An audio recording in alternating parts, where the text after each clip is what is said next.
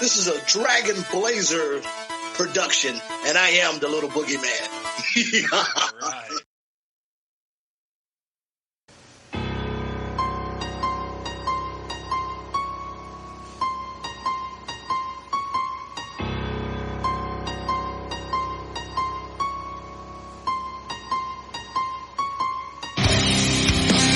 Coming down the aisle, your podcast tag team champions of the world, Boomer and Blaze.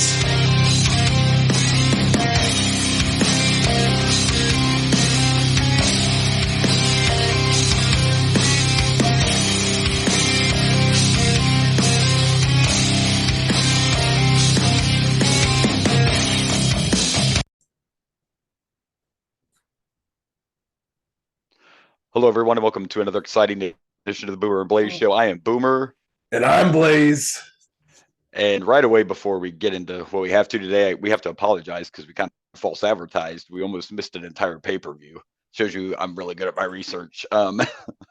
Today will not be Royal Rumble 99 because they snuck another pay-per-view in on this at the end of 1998. It's Rock Bottom, so we almost missed it. I literally saw it this morning when I was doing some of my last minute stuff on the Wikipedia page. So this is my theory, considering I didn't realize this either. My theory is this is the true December pay-per-view, and Capital Carnage was meant to be. I mean, that was just for the London shows. Yeah, because Capital Carnage one-off, and I think if this whole year we've had a couple of these UK pay-per-views, and more than likely Capital Carnage didn't even air over here. I don't know if we talked about that, but most of those pay-per-views haven't aired in America. I think they said it didn't. This, so I think that was meant to be just for London audiences. We didn't see that. That wasn't actually our pay-per-view. This isn't in your house. So yeah, I believe this. It just we got confused with all these extra London pay-per-views. So there you go. Oh man, it's 5 o'clock somewhere. I see you cracking a can over there. You mean my 7-Up, zero sugar cherry? Yeah. You wild man. You wild guy. I'm going nuts over here. I know it. All right. Well, okay. So now that we clarified that, here we go. We have to start off. Shameless plug. We have to start off not only sad, but we have to start off double sad. As we had 2 deaths this past week. The first one was a man that I guess it depends. Now we're old enough. I don't know about you, but the first gentleman, Carl Weathers, the first thing I think of is Rocky. But people a little bit younger than us probably instantly go to Happy Gilmore, would be my guess for the younger generation that may haven't seen Rocky or that isn't their thing. But yeah, Carl Weathers passed away this week. Well, I mean, you got Rocky because he was Apollo Creed. Yep. And people probably also might know him from the new Creed movies. I'm pretty sure. No, he was dead already, wasn't he? Yeah, he was already dead. Yeah, Apollo died in Rocky. Yeah, so right. And he's done a lot of. I would have to look it up. It's not like the only thing he ever did was Rocky and Happy Gilmore, but that's but he also was in. I believe it's Predator. Yeah, Predator, the original Predator. Yeah. But what? Like you said, he was in Happy Gilmore, but then he's also in a little old TV show that's recent that I'm sure a lot of people are going to recognize as Grief Karga from The Mandalorian. He's been in Star Wars as well. Okay. I haven't watched it yet, so it's a shame. The Mandalorian is a really good show. I know. I work too much, so I don't like. It's on my list. I got a lot of stuff on my list. So that's just the way it goes. Yes, Carl Weathers, and then the other one that just happened the other day. Yes. Somebody that I think both of us are familiar a lot with this gentleman because we grew up. I mean, we grew up around a lot of different music, but country music was definitely something. That was forced upon us against our will. Yes. We got a lot of country in our life. Not all of it, because I like the old country, man. I'm a '90s country guy, and this was one of the guys I loved. We lost Toby Keith after a brave battle with stomach cancer. Look, Yes, I do. I don't mind some older country, but I look at it more like Stockholm syndrome. Like it got to the point where now I just remember the bad times, but like somewhat happily. You know what? You can say what you want, but we all should have been a cowboy. Okay, that's all I'm saying. All of us. We should have should have learned to been a roam cowboy. around. Yeah, I my ex-wife liked Toby Keith a lot, so maybe that should make me hate him more, but I That didn't. could be. That could be. His music wasn't too bad. I mean, And I'm not gonna lie, I scream out Red Solo Cup, I'll fill you yeah, up when that song comes on, but yeah, he was like yeah. a I don't want to say bubblegum country because that seems to be more of a pop stuff, No, but but it's I think what part of what I liked about him, and I like you're saying, it's not bubblegum, but Toby, I mean, did he change over the years? Yes, but he always stuck to what he was, if that makes sense. Like he kept that 90s country feel through all those years and just kind of modernized a little bit. He was just old school, maybe is the best way to say it. Not really necessarily popcorn. And most of his songs were feel good, but we need that in the yeah. world, right? You need to have Did, some feel good. And didn't he sing a song with another guy who died recently, Jimmy Buffett? no, that was Alan Jack. Well, he might have, but you were probably thinking of 5 o'clock somewhere, and that was Alan Jackson. He Was may have. He may have sung a song with him, but I was thinking that he did a song with Buffett as well. Maybe this I'm morning wrong.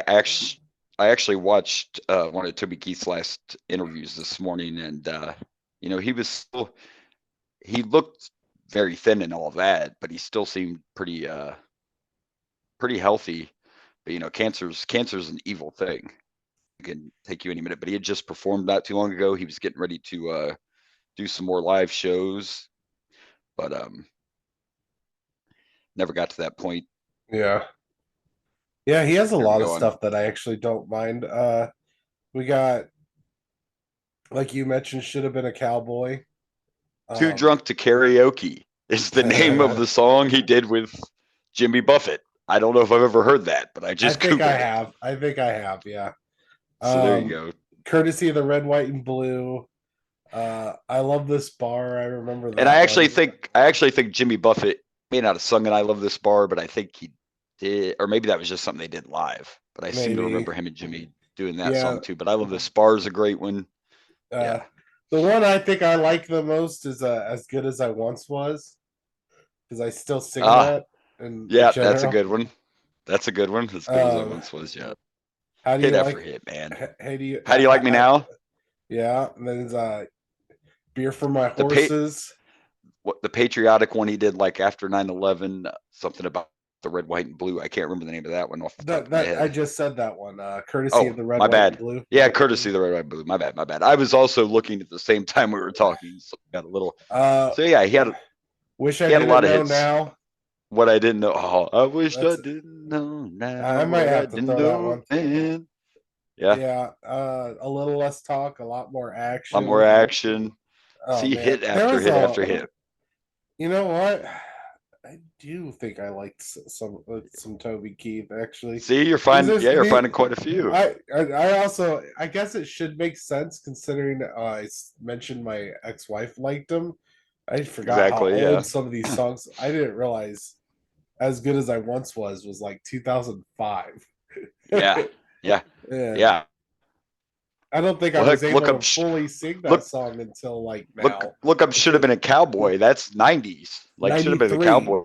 His I was gonna biggest hits say. are 93. So I was 13 years old when Toby came out. Yeah. Wow, So, that's like wow. but there you go. You see, hit after hit after hit. He had a lot of good songs, and it's sad, but you know what? He reminded me. Here I go down a personal road, but he reminded me when I watched this interview. He reminded me a lot of my dad with his battle with cancer because Toby said he was taking advantage of having the means to have the best health care, and he was literally trying any treatment he could because he figured it didn't help him, it may at least help the next person Yeah. that gets cancer. So, good for him, and it's sad, but may you rest in peace. And there you go. See that little bit of hatred just because of your ex-wife. I get it. So I don't even know if I that's all do that because is. I don't hate my ex-wife. I hate Uh, things that happen with her, but I don't hate her in general. so it's kind of, this is a good segue, even though we're going to, this was sad. I'm not saying it wasn't, but we're going to segue from the sadness into some other stuff, but it's all music related because we're actually going to talk some Grammys. Not that I watched the whole Grammys, but there were Fairness, we three. talked about the Grammys last year too. I'm sure we did because we tried to stay topical on here. We're not just wrestling, folks. We're pop culture. You know what I'm saying? Yes, That's right. And there were three really big moments at the Well, to me, there was one really great moment at the Grammys, and we'll get to that in a second. But there were three pretty big moments, and the first one we're going to talk about is Blaze's favorite rap group of all time, the NWA. I'm just making that up. I don't know if that's a favorite rap, but anyway, the NWA received a Lifetime Achievement Award. And I don't know what it is, but anytime something like this happens with I just love when rap groups get awards at the Grammys, and I don't know why. There's just something about it. Like, they deserve it, but I don't know. Something makes me giggle. Like, if you were sitting at the Grammys and they were like, we would now like to present the Lifetime Achievement Award to Wu-Tang Clan. There's just something about it I love. I don't know. But they deserve it. NWA, an historical group for sure. And, of course, pretty much everybody in the group went on to become huge single stars as well. They all looked old, though, and I don't like that. Well, it is. I think my co-host is a little distracted. No, I heard you. I know, but we still have Toby on the screen, and you wanted Grammys. I forgot you sent me Grammy pictures. Sorry, I was adding Toby Keith songs to my playlist. See, he became a Toby fan just like that instantly. See how that works? It was mainly that "Wish I Didn't Know Now" that I did know then. That song. I wanted to add that one. It's a good song. Yeah, that's a really good one. It sounds like it's windy in your apartment. I don't know what's happened. It could just be my headphones. Maybe that's not recording. Could just be in the. I don't know, man. Sounded like you had a wind going through your. Do you have the window open? It's not summertime. What are you doing over there? No. I don't really have no windows open. I assure you. The sun is shining though. It's pretty nice. At least we're not in the frozen tundra right now, so that's good. But looked outside. I don't even know. There we go. So the NWA, of course, that's a picture of them all young. They wish they were that young. But they received the Lifetime Achievement Award at the Grammys. I get what you're saying about the Grammys. Definitely deserve it as well. Even though it's not. You're cutting in and out. Try again. I said I agree that, when it comes to rappers. Are you good? You were breaking up for a minute. I lost you for a minute. That's all. Okay. Okay, but I can hear you now. So now we're good. Yeah, you went away. But no, I agree that rappers deserve it as well, even though that's not my genre. Yeah. The thing that makes me laugh the most about this is, we're not going to say it, but we all know what NWA stands for. And they yes, just we do. won a Lifetime Achievement Award. Isn't it great? See, there's just something about that. There's just something about it that makes you laugh, I don't know. It's great. They deserve it, but it's just kind of funny. No, NWA was influential. I even like some NWA. I just am saying that interesting. that is their name, and they just won the Lifetime Achievement Award. It's funny. Interesting. Well, aside from that, I will tell you that my opinion of the Grammy moment of the night, and if you haven't watched the video, watch it. I mean, I got goosebumps because Tracy Chapman performed with Luke Combs, and the smile on Tracy's face when everybody went nuts for her, like she just started playing guitar and the place went crazy, and she just lit up. Like, you could tell that she was genuinely happy to be there and just overjoyed to be performing at the Grammys. And she hasn't sung. She hasn't performed in years, and she sounds exactly the same. Like, you could play her video or play the original recording of that song and listen to that Grammy performance. But that smile right there, she had it the whole time, and it was just such a cool moment. Yeah, I was reading. Luke Combs' version is fine, but you're not Tracy. You know what I'm saying? And it was just it was a great performance for sure. I guess that's my I don't give a crap about Luke Combs, and I don't care about his version. but it is cool for her. Yeah, it was great.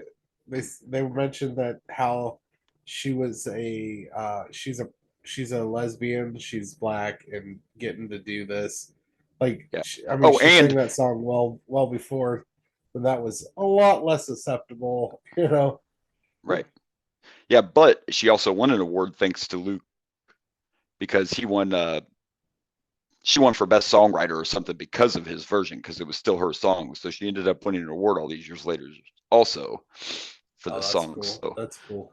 but yeah, it was just a great moment. I just love to see, because a lot of it's just cool to see a genuine moment from any kind of celebrity. You know what I mean? And she was almost crying. So it was just, and she performed it amazingly. So I love those cool, real moments, especially when it comes to stars. Sure. Because a lot of stars don't get moved easily by anything, which is just their life. But it was a very cool moment. Very good video. Gave me some goosebumps. Right. The hilarious moment of the Grammys to me is, and it's whatever it is, but Miley Cyrus won her first Grammy. And instead of people talking about the fact that she won her first Grammy, they're talking about the fact that Miley didn't mention Billy Ray Cyrus at all in her speech when she won her Grammy. So somebody must be mad at Daddy.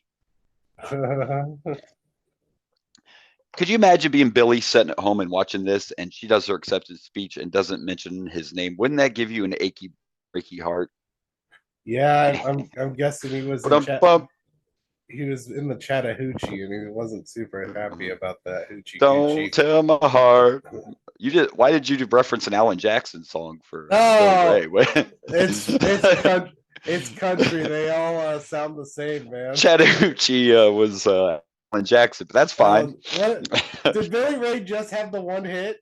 Achy Breaky Heart was his big hit, but he had the one called Some Gave All that he wrote about the soldiers. That ended up being a pretty big hit. He had like 3, I think. It wasn't a lot. There was one of them I can't think of. But Some Gave All, Achy Breaky Heart, and he may have had one more, but no, he was nowhere near the star that his daughter's become.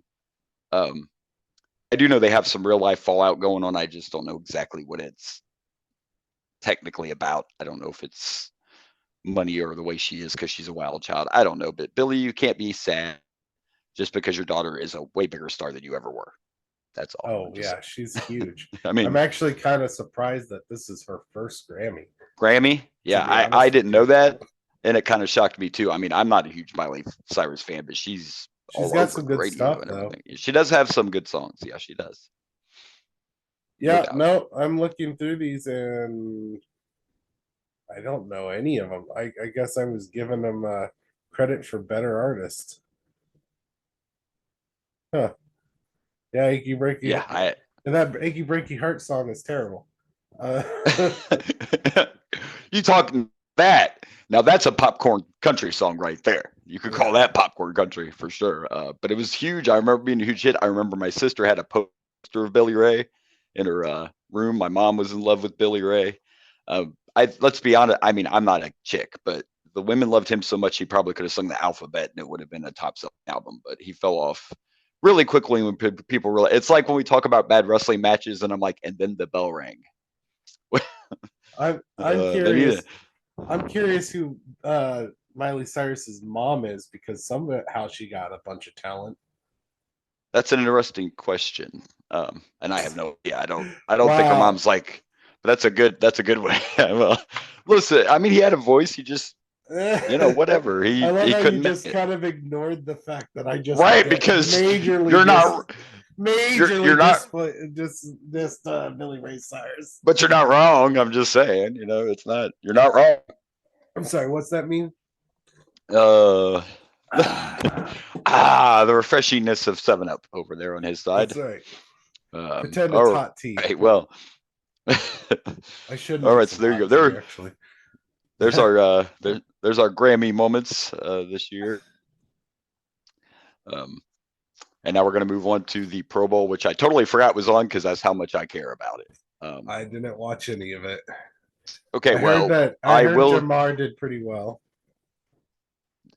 That's what I heard too. Now I did not watch the flag football game. You didn't watch and I don't know what football? I wonder why. I don't really know people's opinions of it are, but to me, if they're just going to go around on the field and fuck all, why not do flag football? What I will say is I watched some of the skills competition and I enjoyed it. I'm all about the skills games that they've been doing, the Pro Bowl games. The game part of it, cool. I loved that part. I did watch that. It was entertaining. It was fun. Dan, or I always say he's an ESPN guy. Orlovsky, I always say it wrong. Dan Orlovsky, something like that. He used to play in the NFL, but he's now just a reporter on ESPN. And he actually beat the quarterbacks in one of the throwing competitions. And the skill set of the Pro Bowl. So there you go. I mean, it is what it is. But like I said, I literally forgot it was on. So we talked about this before, and we've tried to toss around ideas about how they could make the Pro Bowl mean something because nobody cares. But the players get to have fun. It'd be interesting to look up like how many people actually watch this stuff. I just don't think it's what it used to be. That's for sure. You still need to go back and watch footage of the Pro Bowls from the 90s because I'm telling you, back then at least they played. I remember I used to get excited about it when I was a kid. Like I never did because it never meant anything. It never meant anything, but at least they played back in the day. I mean, it meant something to the players. Yeah, but there still could be a way they could, make it mean something. I think it hurt having it before the Super Bowl. I don't know. It's just not what it used to be, and who cares? It's like the one All-Star game that doesn't matter at all. It has no. It'd be like winning the Royal Rumble for no reason. Oh, ouch! Oh, anyway. Like this year's Royal Rumble. Okay. So there you go. Enough of the Pro Bowl stuff. We're going to talk about, Ric Flair did it a few years ago. Then Ricky the Dragon Steamboat did it with the next last match in professional wrestling. Be Mick Foley. Mick Foley, 58-year-old, insane, crazy ass Mick Foley. I'm afraid. I'm afraid for this match because mainly because I don't want 53-year-old Mick Foley doing the things that younger Mick Foley used to do. Well, he's 58. He's 58. No, even better. Yeah. Well, I don't know if you watched the clip because I think I shared it, but on his podcast, Foley is Pod, gotta love it. He said that he is considering having one more match for his 60th birthday. Part of the reason is to motivate himself to lose weight. So, I mean, you got to kind of applaud that. But not only does he want to have one more match, he wants to have a fucking death match. Now, I don't know how familiar you are with death matches and if you've ever seen footage of death matches, but this just proves that Mick Foley is fucking insane. We're talking about the matches with fluorescent light tubes, pizza cutters, forks, whatever. The one that almost killed David Arquette when he wrestled a death match. Yeah, Foley wants to have a death match at 60 years old. This is why I don't want him to have one more match because we're gonna watch him die in the ring. Well, it's amazing he's still alive. He said I threw the idea, to my two kids to see what they had to say, and my daughter asked, "Will you get hurt?" And I'm like, "Probably." Oh, I don't know, man. Like one more match I could see, but a death match? Is that really a good idea? You can't. They don't fake death match. They don't fake death matches. Like if someone gets a staple in them, it's a staple. They take those if they cut you with a pizza cutter, they can cut you. Like I don't know. I don't know if it's a great idea to. He can barely walk. I love Foley. But this just proves the man's insane. I love him. But it proves he's nuts. It'd be interesting to see. His co-host is Conrad Thompson, who I talk about a lot because he has all these podcasts. And he was like, "Do you think this will happen in the WWE?" And Foley's like, "Absolutely not, because it's going to be gory. This would never happen in the WWE." So it's not a definite thing. It's just something he's thinking about. Maybe he'll lose the weight and then realize the match is an idea. It helps him lose weight. Fine, but I don't know if you should have a death match, man. Like, I don't even know who to tell you to have it with. Like, who's a safe death match person? That's not a thing. Like, the most famous death match guy is Nick Gage, and he will not take it easy on you. He's the one that almost killed David Arquette with a fluorescent light. So, I mean, have you ever seen that footage? By the way, if you haven't, look it up. Look up the footage of David Arquette. He ends up getting a shard of fluorescent bulb in his fucking, and it looks like his artery got sliced. Like he's covering. There's just he lived obviously, but It wasn't good, but there I you haven't go. heard We'll about see if David Arquette dying, so I figured no, he did live. not die. He made a documentary about it too. He decided a couple years back that he was going to actually try to become a wrestler because he took all that crap for becoming the WCW champion back in the day. That's a real thing that happened. I did know When that Buddy, actually. yeah, so he decided that to get these people to quit hating on him, he was going to become a wrestler. And he did several independent matches, but then decided he was going to do a death match with Nick Cage, and yeah, he almost died. So there you go. Yeah. All right, we're gonna move on, and I sent you an NXT graphic of the winners of the Dusty Rhodes Cup this year. And the winners, I don't watch a lot of NXT, but I've been watching all this stuff with these two guys, and it's been very entertaining. The Wolf Dogs, as they like to call themselves, Braun Breaker and Baron Corbin won the Dusty Rhodes Cup. And I will tell you that in the midst of all this, and we talked about it last week, we'll get into it later too. But in this dark cloud of shit going on in the WWE right now, one person who's going to benefit from all this is Braun Breaker. Not only did he get a spot in the Royal Rumble, but the rumor is now, and I'm telling you what, sign me up. The rumor is Braun is going to face Gunther for the Intercontinental title at WrestleMania. Sign me up. Now, listen, I'm not normally a fan of a guy going to the main roster and like getting pushed right into a title match, but Braun Breaker has it. Here's one time I'm not going to hate on somebody. Like, how can you not have it? He grew up with the fucking Steiner brothers. Like, of course he has it. Braun Breaker has everything. He's great in the ring. He's got a good look. He's good on the mic. He's ready for the main roster, in my opinion. And win or lose, if he faces Gunther at WrestleMania, that's an opportunity to become a breakout star, even if Gunther would beat him. So there's a good chance we're going to see Braun face Gunther at Mania, and I'm all for it. So maybe I misunderstood. I thought Jey Uso was facing Gunther at WrestleMania. No, he's going to challenge Gunther at Elimination Chamber. Oh, Jimmy and Jay are going to fight at Mania. That's They have to have. I guess I didn't realize They need it. It's an unusual choice, I think. You could think it may happen on Mania, but the problem is they're not going to have either world title on the line at Elimination Chamber, so you have to have a championship match of some kind, right? So there you go. So me and Craig argued about this. Okay. Craig doesn't want Gunther to ever lose his title. I guess the NXT title, the UK title, he never lost, and he just kind of just said, "There's no one else that can challenge me. I'm moving on to a new thing." He wants him to give up the title when he decides to go for the world title because there's no more challenge. It continues the story, which I do like that story. I didn't know that until he told me, but I do like the story, especially if that's what he did with his last two titles. The only way he could do it, though, is like Craig said, is if right now Gunther has no chance of the world title picture at all, either championship. Not because he's not good. There's just too much going on right now. No, I know. It depends on how long. To me, he did do that, and that is a good Gunther story. But you also have an opportunity to make someone a huge star if they beat Gunther. So it is one of those, Yeah,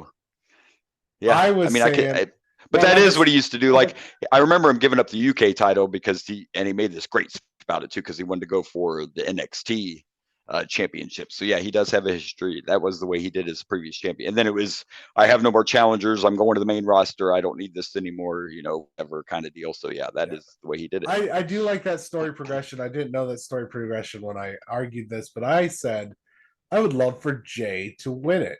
I would love, and now that I know that it's at the Elimination Chamber, it kind of makes me want it more, because then Jay could face his brother Jimmy at WrestleMania for that title. For the title, yeah.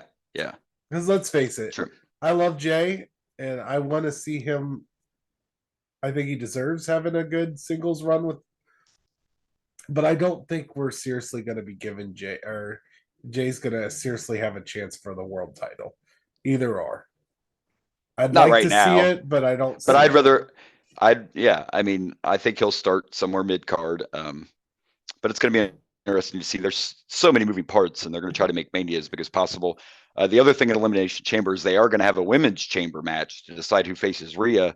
But what are you going to do on the men's side? You can't have a men's match for a WrestleMania spot because there's no spots left, kids, unless we're going to take that away from Cody. And I don't see that happening. Maybe we'll have a chamber to see who faces Logan Paul. I'll see. For the Okay, title. we'll get to Cody, but we're going to get to Cody. Yeah, that's a whole other subject. But I'm just saying in general, what are we going to do at chamber since we cannot have a chamber match for a WWE championship? So there you go. We're going to get to Cody. We're about to really dive deep into this whole thing that's been talked about all week here in a second. It's been quite the topic of conversation. And it's been, what, 20-something, well, since the 90s, since we heard Rocky Sucks chants. That was kind of fun on Monday Night Raw this past week. Well, you got something before that. And that is Brock Lesnar. Oh, yeah, I forgot to bring this up. My bad. Yeah, Brock has officially been removed from the cover of the WrestleMania 40-year anniversary edition of 2K. He was replaced by Cena. And I mean, hey, 2K20 hasn't come out yet. I would not be surprised to not see Brock in the game. And I also wouldn't be surprised if we never see Brock again. And I'm not saying this shouldn't happen, but why is it Brock? Yeah. Why is Brock the only one getting all this heavy media downfall for this situation is what I guess I'm trying to say. I know Vince resigned, but where the fuck is, like, we haven't heard nothing about John Laurinaitis. We haven't heard nothing else about Vince McMahon. We're just going to take Brock away from everything and do this and do that. And with Laurinaitis, I don't think Laurinaitis made enough of an impact to really, like, I don't think I've ever seen John Laurinaitis in any wrestling game. So, well, not in a wrestling game. I'm not saying just in games in general. I'm just saying it seems like they're putting all the heat on Brock right now. You know, that's all. Yeah. And I'm not saying he shouldn't be removed. He should be. Like, this is, we talked about this all last week. Don't get me wrong. Like, this I agree with removing him off the cover art. I don't necessarily think he needs to be removed from the game. And I don't. Well, they already removed him from one. Now it was just one of the mobile games, but he has already been removed from one game. Wow. Yeah. I'm saying I don't necessarily think. I mean, yeah. I don't want to. And by the way, I don't want to see him going forward, but I don't think we need to erase everything, and I don't want him to erase everything from Vince McMahon. Otherwise, our podcast we're doing right now is going to be really boring if we lose all the McMahon stuff that we're. Oh, they're not gonna take that. They're not gonna take, because the thing is, you have here again, and it's gonna make us cringe a little bit when we watch this stuff. But you have to separate the piece of shit human being Vince McMahon from that character on television. And so, but yeah, I don't know if Brock will get removed from 2K or not. By the way, if you're a Brock fan and it doesn't bother you, right now is the time to go buy his shit because it's dirt cheap on WWE Shop. Like, they are having a blowout clearance sale on Brock Lesnar merchandise. So I don't think I want to buy any of that stuff. Me neither, but I'm just saying if there's people out there and it could be collectible, you know me. You could buy it and shit on it. I feel like that's the thing that they're into. Ooh, he said buy it, shit on it. He brought up the shit. Oh. Oh. Yeah, so we'll see what happens. I just, like I said, I expect we'll never see Brock again. I think it's just over. So there you go.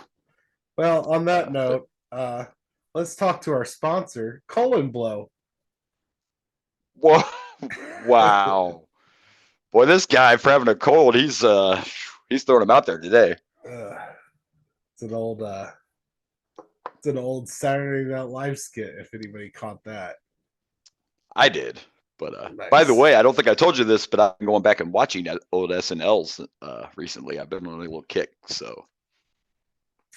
You know, there's a part of me that really would like to start up a podcast watching every single SNL from the beginning. Like what we do here, but with Saturday Night Live, because I love Saturday Night Live as well.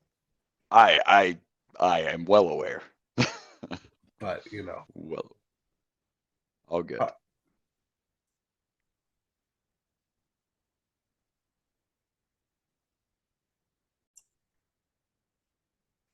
All right. Well, Boomer, you know, there's a fucking day coming up next week, next Wednesday, Do you have to go here? that we probably won't be celebrating because I don't have a Valentine. Do you have a Valentine?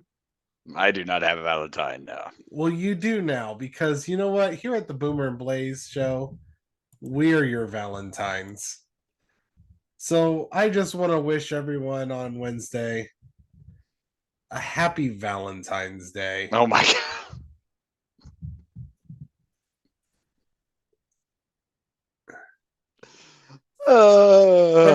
From the Boomer and Blaze show. I did not tell Boomer that I was doing this. So it's Cupid's fault that Roman and Rock are facing each other. I don't know if you realize this, but that's me and you. We're the Cupids.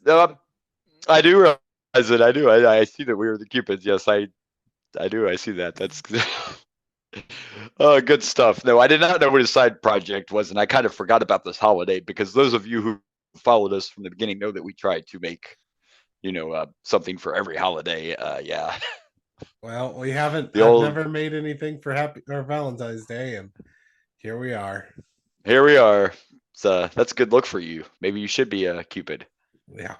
I think you can pull that off. Looking good. There you go. Happy Valentine's Day from us to you. We will be your Valentine, or Roman can be your Valentine. I don't know. Whatever. All of our stuff. Beautiful. All of our 20 listeners are our Valentines. Yep. That's right. Whether you like it or not. Sean McKay, you're my Valentine.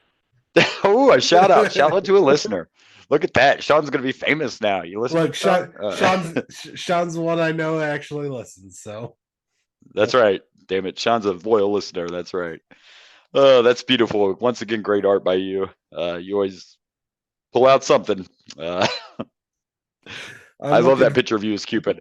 We got to put that shit on a card. Like that should be a Valentine's Day card. I think that's I sent it to you so you can share it on your TikToks or whatever you want.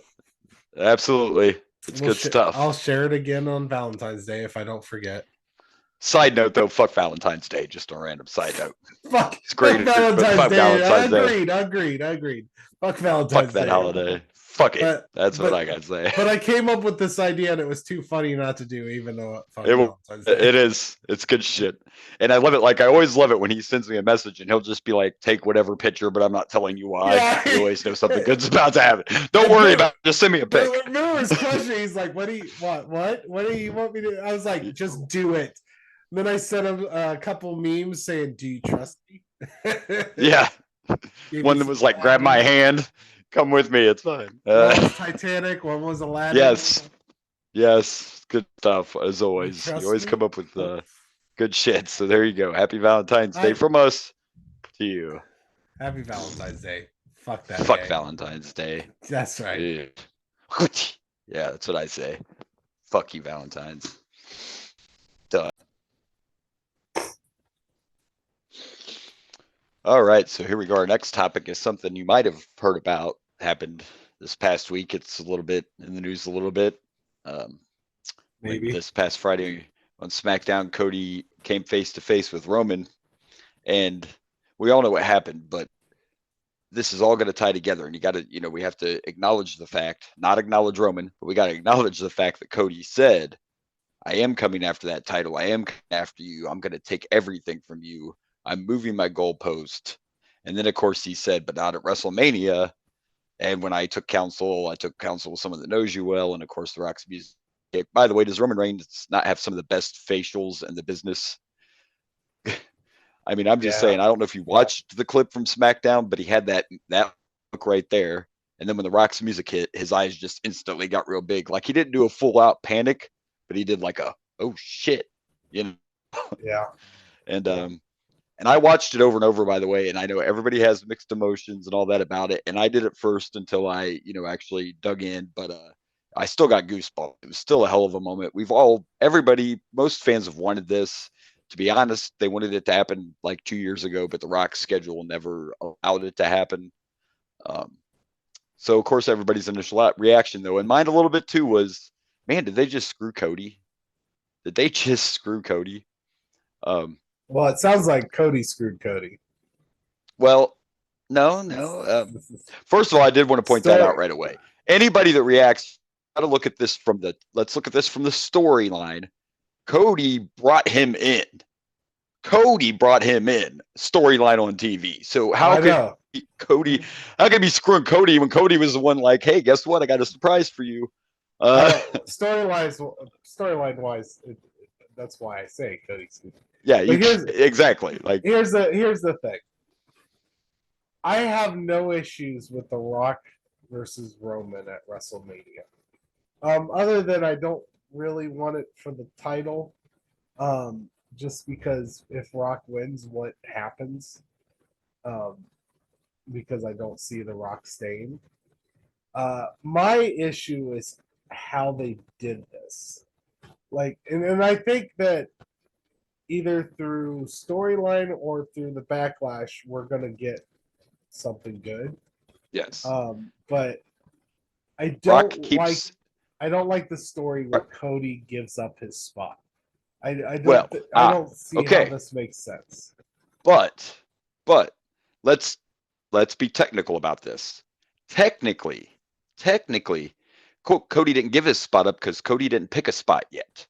Cody didn't give his spot up because Cody never came out and said, I'm challenging Roman for the title. So technically, the Rumble allows you to pick which champion. The Rumble doesn't say, I won the Rumble, I'm going to face Roman. So technically, Cody never, and still this past Monday night on Raw, he still never said for sure what he's doing because Drew McIntyre, who's been gold, cut him off. And The Rock keeps emphasizing long-term storytelling. So, yes, there's all these mixed emotions, but let's be honest. If you go into the archives, I said on this show a couple weeks ago that The Rock had signed a contract for one more match. I said that on our podcast, and I read that. And they're saying they knew about this before Rumble. This was already planned. So the part that doesn't make sense to me, which it could have changed because of Punk's injury, it just doesn't make sense to me that Cody won the Rumble back to back if he wasn't going to face Roman at Mania. But that still doesn't mean his spot was took. And by the way, your point is correct, but I like you're saying, it really doesn't make sense to have Cody win. And by the way, that's the one thing nobody can figure out. Even my inside source, like people even within the company, don't understand the part of having Cody win the Rumble when you knew in January. They knew in January The Rock was going to face Roman. That's what the deal was made. And so why have Cody win the Rumble? What I hope this means is we're getting a triple threat. And I'm also kind of hoping this brings out heel Hollywood Rock.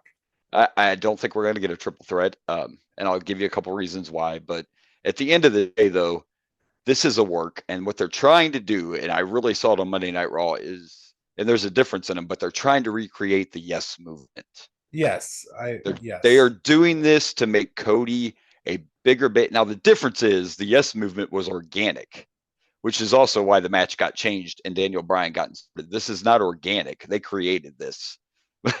They have created this. This is story. The Daniel Bryan legitimately got pushed out of his match because Batista came back. Yeah. Cody's this, so they're using that as a story. So this time it's being manufactured. They are making a Yes movement.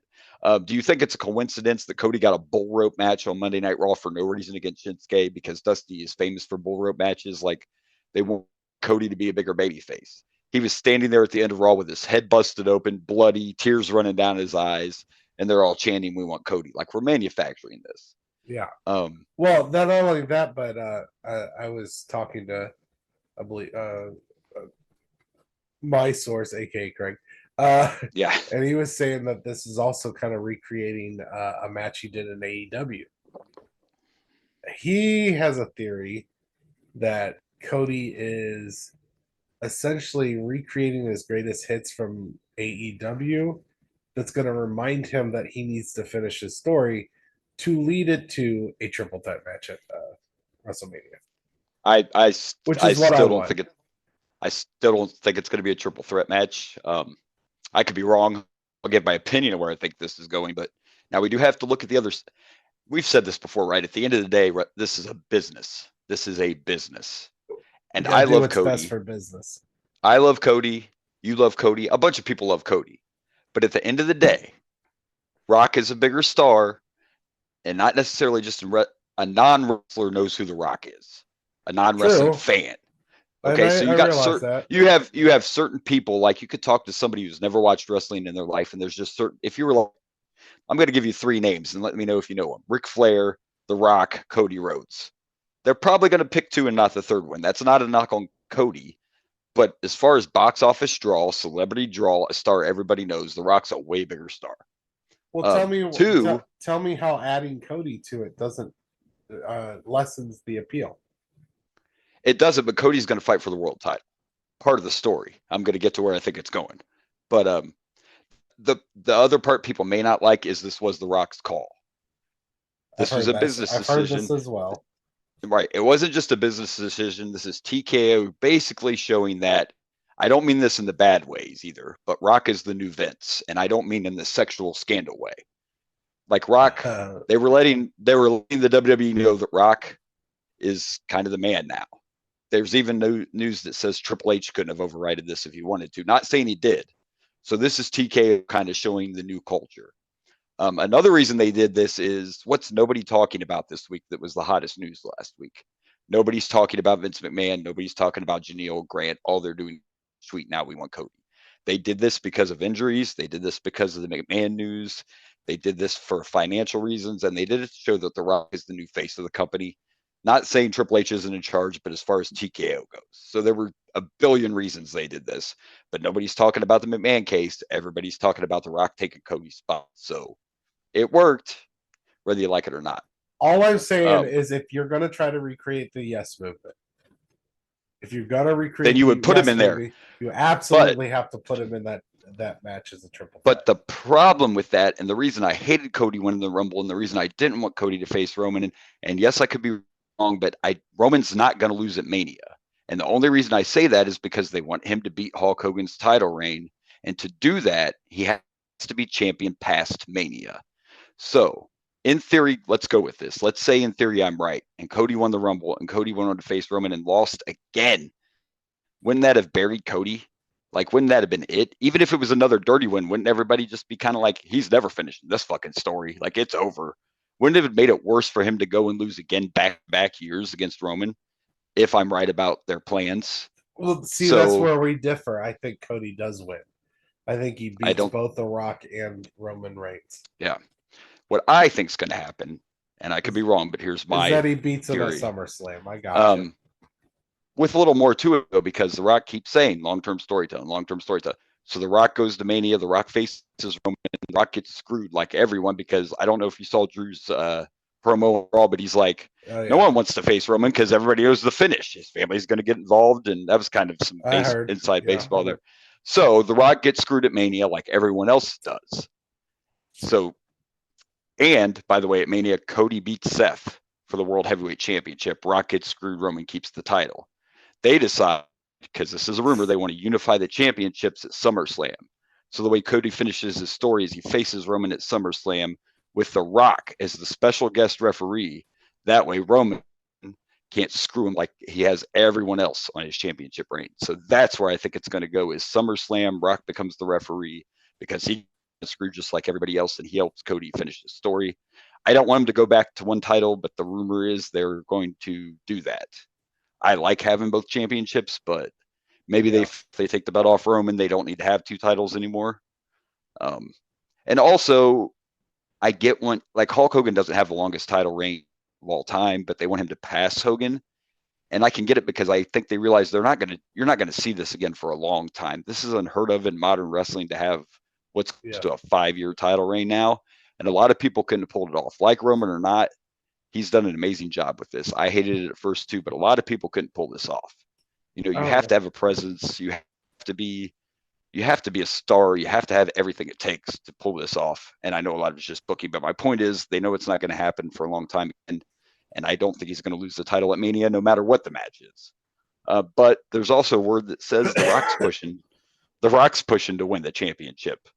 So there's another thing. Maybe the Bloodline helped the Rock win, and the Rock becomes the new head of the Bloodline, and then Cody beats the Rock.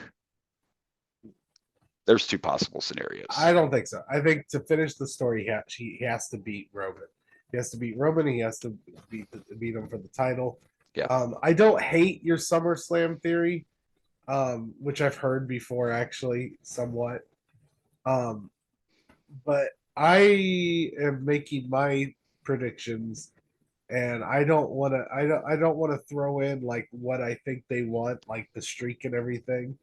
I don't care about that. I think story-wise, Cody should get himself put into this, especially if you want to do this movement. The yes movement, right? But going with that and going along with you, though, is he finishing his story the way he should if he's in a triple threat with these guys, though? Like, is he going to win because the Rock hits rock bottom and then he gets the Rock out of the ring and he steals the victory or some shit like that? You know what I mean? You have to be careful with the finish.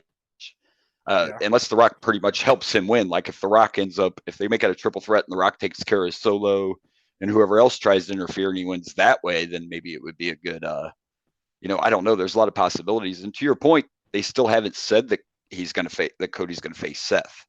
So maybe it will be a triple threat. Personally, I the way my theory goes is the Rock, especially with the last time we got Rocky Sucks chance, we got the great one, and he was one of the best heels in the business.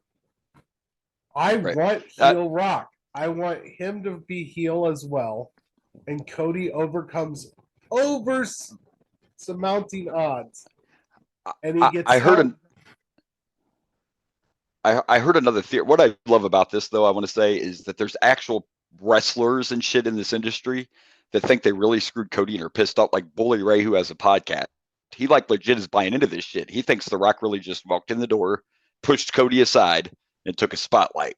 And I love that. But I don't know. I heard another theory that's because technically they haven't said The Rock's facing Roman yet either. By the time you listen to the podcast, we should know because they're having a press conference tomorrow in Las Vegas, by the way, which is where the Super Bowl is taking place for WrestleMania. I don't know why they're doing it in Vegas when the WrestleMania's in Philadelphia, but I guess they're doing it just because the Super Bowl's there. So by the time this podcast, we'll know more. But right now, no matches have been made official. No one said Rock's even facing Roman. I heard another theory where someone said, what if The Rock just says, I'm not going to wrestle you at WrestleMania, but I'm going to referee the match at WrestleMania to make sure Cody doesn't get screwed. Yeah, I mean, I'd be cool with that as well. But I think Cody has to be in this match. To me, it's a waste. Does Cody have to be in it? If Roman wins, though, does Cody have to be in it? If Roman's going to win no matter what, does Cody have to be in the match? If Roman's going to walk out the camp? So my argument is that the only way, because I didn't have a huge problem with Cody winning the Rumble, because the only way it made sense to me is if he finishes the story. So the only thing that would satisfy me is Cody winning the WrestleMania, winning the title. So no, I would not want Roman to win. But I'm also looking at this as the story and Cody's story of what we're being seen. I'm not looking at this I'm not looking at the streak. I'm not looking at Roman's probably going to right. I'm looking at this as, in my opinion, the only way that Cody winning the Royal Rumble makes sense is if he's there to finish the story. Otherwise, you're burying Cody, and it makes no sense. Well, they say they're not burying him. They're trying to make him a bigger baby face. He's facing more obstacle now, even more obstacle. I don't necessarily have an issue with them trying to manufacture a new yes movement. I'm saying that for that yes movement to work, if you're going to do it, you have to do it right, and that means he has to be in that championship match, and he has to win it. Do you know what would be really cool to know? I know we can't know, but what would be really cool to know is what the plans were before injuries, before the sex scandal and all that shit. You know what I mean? Like, would this even be happening if Vince wouldn't have resigned and Punk wouldn't have got hurt and Brock's name wouldn't have been? Would this even be going on? I don't know. It's interesting to think about. We'll see where it goes. Like I said, there's a press conference tomorrow, which I'm sure is going to be a huge deal, and we'll find out. Because The Rock will be there, Roman will be there. I assume this is where they're going to announce the match is going to take place. I don't even know if it's going to be streamed or whatever. I don't know. I just know it's taking place tomorrow. It's probably going to be on the Cock, I would imagine, but I'm not for sure. I don't know. But there you go. We'll find out, and we'll see where this goes. I'm with you. I think they just have to be really careful because, like you said, just looking at Cody's story perspective, you're trying to make him a bigger baby face, and that's fine. How long are you going to drag it on before people lose interest or before his story becomes irrelevant? That's the worry. You got to be careful with it. Well, here's the other thing you're in danger of. Yes, you got people talking about this right now over Vince McMahon, but there is, I guarantee you, there's a lot of wrestling fans that are really sour with the WWE right now because of Vince McMahon and Brock Lesnar. There's going to be a lot of negativity on wrestling because of that story. And if they fuck this up, if they fuck up this story with Cody, Brock, you're going to lose a bunch of fans for pissing off. I mean, they recognize that this has gotten a lot of light on them, but this has also made a lot of fans upset.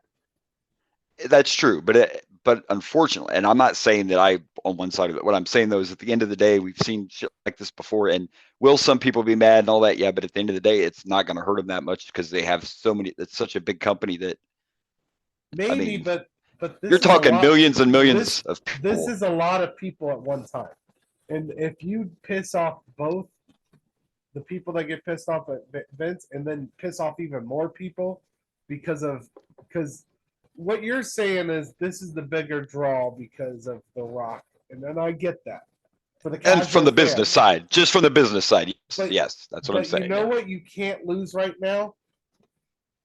It's not the casual fan that you need to worry about losing. It's the hardcore fans that you need to worry about losing. And the hardcore fans are caring about Cody more than they care about this Rock and Roman situation. The hardcore fans care about Cody. The casual fans care about The Rock. I mean, don't get me wrong. A lot of the hardcore fans like The Rock. So no, let's be fair. I'm a hardcore fan, and I love The Rock. I love The Rock too. That's not my point. My point is I know with WrestleMania they'll do things like bring back someone that it's all about it. Yeah, I mean, it's perspective too. I would rather. Here's at the end of the day, to me, and I know it's about Cody's story, but if the plan is no matter who Roman faces, even if it's Jesus, he's walking out the champion, then Cody's better off not being in that match. I'd rather be The Rock. I'd rather, because you can't have Cody. You can't have Cody lose to Roman again. No, you can't. That's what I'm looking at is.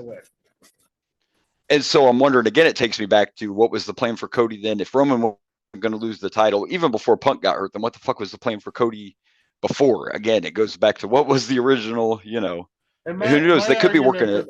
They could be working us all. My argument for that is Cody never should have won the Royal Rumble. Right. But I will say that I also agree with for Roman to win. Cody should have never won.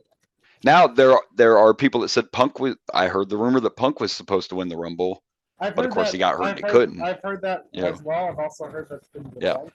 I don't know what. But I do agree with you on the fact that The Rock cannot win the title and Cody beat The Rock, because some people may think that would make Cody look bigger, but he has to beat Roman to finish his story.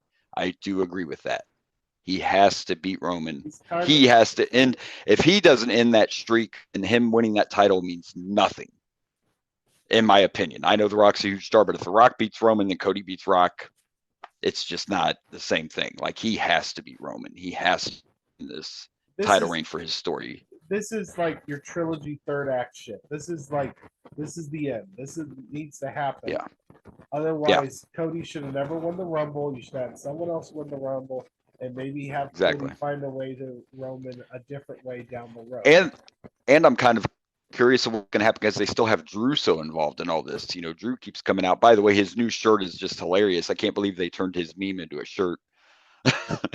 Ward on Monday Night Raw. It's the headstone of Punk, you know, but he's still in the story too. So maybe I mean, Drew will be the one that faces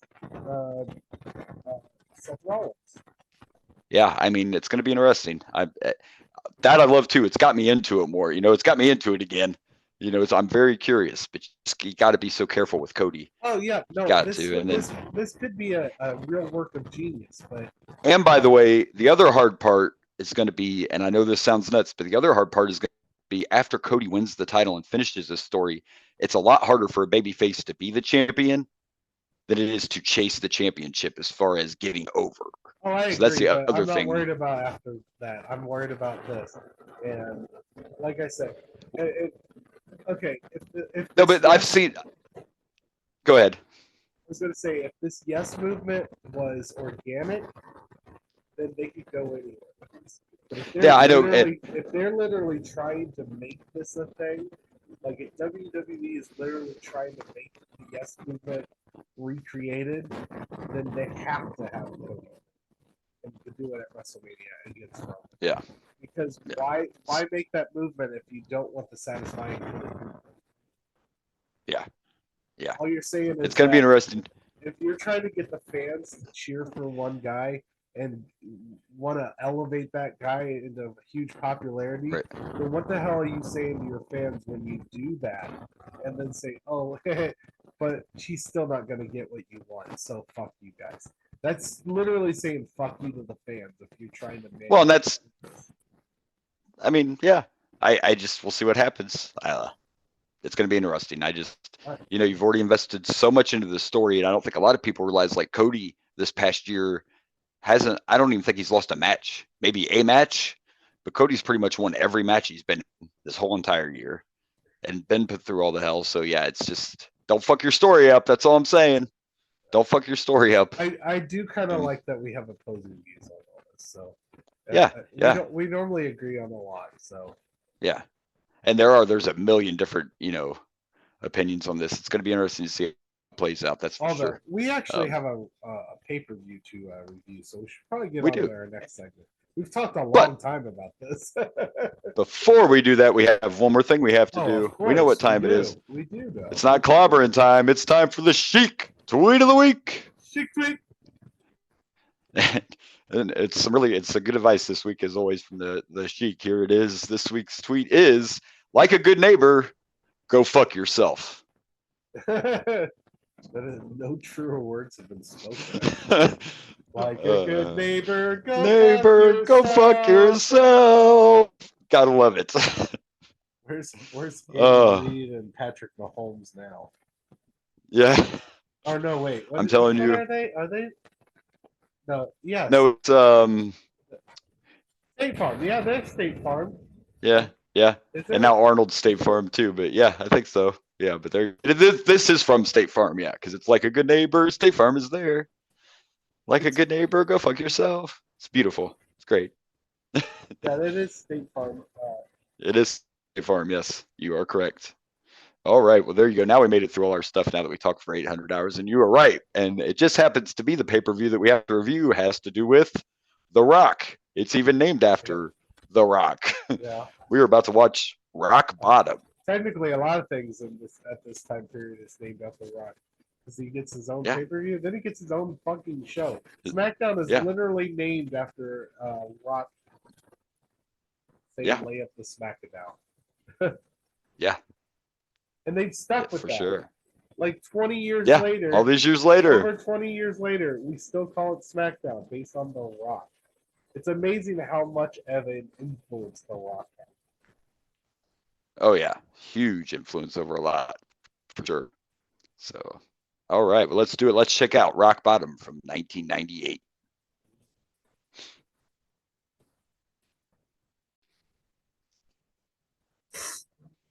All right, so here we go. And before we start, let me just lay down the groundwork here. So this is Rock Bottom. It took place December 13th, 1998. We are in Vancouver, British Columbia at the General Motors Palace. And there's a crowd of 20,042 on hand. And we get Michael Cole. Pretty sure this is our first time with Michael Cole on pay-per-view commentary, along with Jerry the King Lawler, because, of course, Vince is now full into well, at least he's getting ready to be full into Mr. McMahon. So this is where he steps away from commentary. And man, right off the bat, we get gold. We have Val Venus and the Godfather. We got the Ho Train, dog. We got the Ho Train. Is that politically incorrect now? Also, the back of his jacket, which would normally say "Pimping ain't easy," actually said "Hemping ain't easy," and he had a giant pot leaf on the front of his vest. And there are claims by people that Vince never ever got marijuana references. Whether that's true or not, I don't know. They say Vince was very ignorant when it came to stuff like that. Who knows? But yeah, hemping ain't easy, baby. Hemping ain't easy. And we're taking on the Nation Leftovers. These guys are still a tag team. The Leftovers of the Nation of Domination here. What was interesting is they're still wearing the Nation gear and everything. I don't know if you caught it. At the end of the match, I heard Jerry Lawler call Mark Henry sexual chocolate. They called him that throughout the entire match. Oh, I missed the other time. So yeah, he's not straight up what he's being called. He's not wearing the gear and stuff yet, but this is This is fresh off the story where he was in love with China and all that. So that makes sense that they're calling him sexual chocolate. I thought this was a fun way to kick the pay-per-view off. 4 great performers here, man. They were selling like crazy. Like Val died like 4 times in this match. I think Val died at least 4 times. Had to have that fucking splash in the corner where we had to see his ass. I could have done without that, but D'Lo held Val by his trunks, and Mark Henry just ran him over. I feel like they were missing an element of wrestling when Shawn Michaels wasn't there to show his ass. Yeah, so now it's Val's ass. So Val has to take the mantle. You know, he's got to show his ass now. At least he kept the big Valboski in the trunks. You know what I'm saying? I don't need to see Valboski pop out. I'm good. Okay, by the way, I forgot to mention. The 90s didn't get that bad, okay? Well, anyway, I forgot to mention, of course, Godfather came out with the Ho Train, but when Mark Henry and D'Lo came out, D'Lo had Terry Runnels and Jacqueline on his arm. Yeah. Who's the pimp now, Godfather? Even Jerry Lawler said, doesn't that make the hose look bad? Yes, we're saying hose on commentary, kid. It's the 90s. There were signs in the audience for the hose. We're calling them hose. It's just. I don't mean to be an asshole, but would you take Terry Reynolds or maybe Jacqueline over any of those hoes? Maybe Jacqueline. Those hoes were maybe, pretty but not Terry. Those are some pretty hoes. Terry's. I don't know.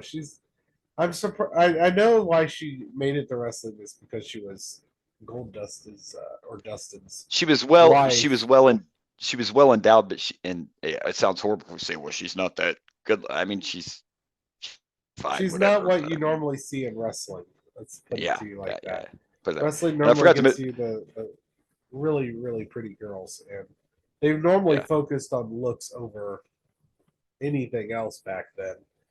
And, unfortunately. And I guess I forgot to mention before this started, at the beginning of the show, they had this clip from The Rock at Planet Hollywood, and it was just a big classic heel rock shit. That was at the very beginning of the pay-per-view. And then before this match started, the fucking Godfather said, I'm going to take the night off, and I'm going to give the ladies to you for the night, Val. Is that okay? Yeah. Val took the mic and said, I have a Yule log. You have the fireplace. Mm-hmm. Yep. 90s. Gotta love it. Attitude Era. Yeah. I got the Yule log. If you got the fireplace, baby. We're gonna score. We're gonna score. I thought this was a great match. It was fun. It was entertaining. Plenty of big spots. The spot where Godfather and Val double suplex Mark Henry was pretty cool, just because it went so quick and so smooth. So that was pretty impressive. Fucking D'Lo missed a frog splash and killed himself with his chest protector. That's when it was so good to have that. You know what I mean? It backfires on you when Chaos broke down and Jacqueline helped the Nation win. What about that? Indeed, I can't remember exactly what she did. That sounds horrible. We just watched it.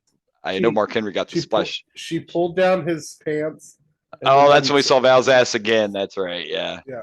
She pulled down his pants. And then when he turned around, she smacked him.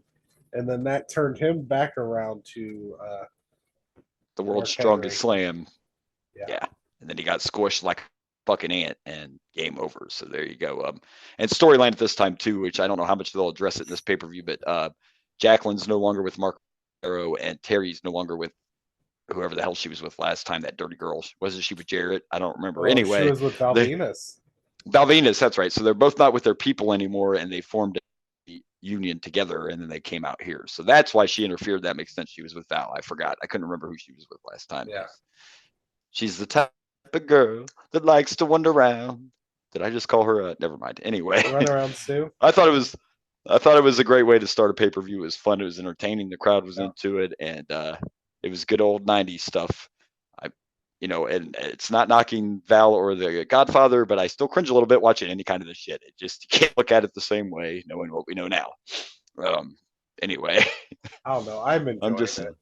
I am too. I'm just throwing that in there. No, this stuff's not going to be bad, but there is going to be some stuff we'll have to watch that might make us cringe a little there's bit. going to be a lot of cringe in the 90s, but you know what? Yeah, but not this. We're going to have fun until we cringe. That's what we're going to do. And this fun, entertaining, love all these guys. I'm going to give this 3 hoes. There were more than 3, but I'm going to give it 3. 3 hoes.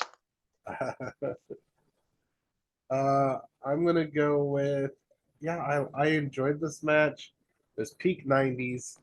I'm going to go with 2.5 Yule logs. You got the fireplace.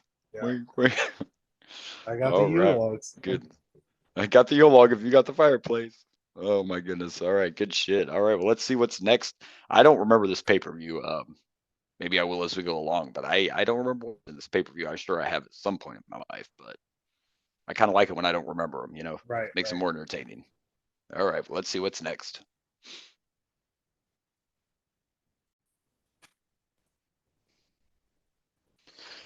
All right, so for our next match, we get the Headbangers, who have just turned heel, facing the Oddities. And again, of course, Peacock doesn't play their original. We still didn't get their original entrance music. Actually, I was pretty sure they mentioned on there that they dropped ICP. I heard him say something about the ICP, so maybe they are gone, and that was their entrance music. I think that was their entrance music now. Also, something it just dawned on me. You brought up that this is Michael Cole's first time being a commentator, and I agree, and I think that is true. And it just dawned on me, what happened to JR last pay-per-view? Like the last pay-per-view isn't that when JR had the balls, the attack? Wasn't that the last pay-per-view? He had another exactly. So I'm assuming that's why Michael Cole is there, because JR got put into that spot. Yeah, because JR is probably getting his health checked out. Because he was gone for a while after that. Yeah. So I think you're right. And it just dawned on me why Michael Cole is commentating. Yeah, I guess I didn't think about that part of it, but that JR had that attack on the last pay-per-view, and he's probably still trying to recover. That last pay-per-view is literally a week away, as we've all established. So so there you go. Well, they decided to go with back-to-back tag team matches, and I'll tell you what I find weird about the Oddities is the crowd's so into them when they come out, and then that's it. The bell rings, and it wasn't good. It was slow. Even the crowd was chanting boring, and the finish, Mosh lands a crossbody on Earthquake, Qualgo, whatever the hell they call him, but he's Earthquake. This devastating crossbody, and gets the 3, and then he no-sells that shit as soon as the 3 counts over. Like, you couldn't kick out of the crossbody, but you can jump right up after the pin's over. And then I don't know why, and I don't know if you noticed it, but Michael Cole on commentary was annoying the hell out of me, because instead of just saying Cartman, he kept emphasizing both. He saying Cartman. Cartman. His name isn't Cartman. But we've been entertained by the Headbangers, and they're not horrible. But on the Oddity side, the only person that's actually a wrestler, I mean, you don't count Luna because she's not it, but Earthquake's the only one out of those 3 guys that's actually a wrestler. So, I don't know. This wasn't good. It was not enjoyable. We did get a great Jerry quote of Jerry just being a douchebag. When he was talking about Luna, and said, "Man, I liked her better when she kept the paper bag on." or something along those lines. I was like, you gotta love the damn, classic Jerry Lawler shit, right? damn. We forgot to mention before the match that we had Triple H and China in the back, and they were talking about the tag team match later and how Commissioner Shawn Michaels banned DX from ringside. This is when Shawn came back as commissioner because, of course, he broke his back and thought he'd never wrestle again. Yeah. So he's actually the commissioner right now. Wanted to mention that. But as far as this goes, yeah, I mean, it was here. It was a match on the card. That's for sure. The crowd loved it as much as I did. I'm going to give this one Cartman.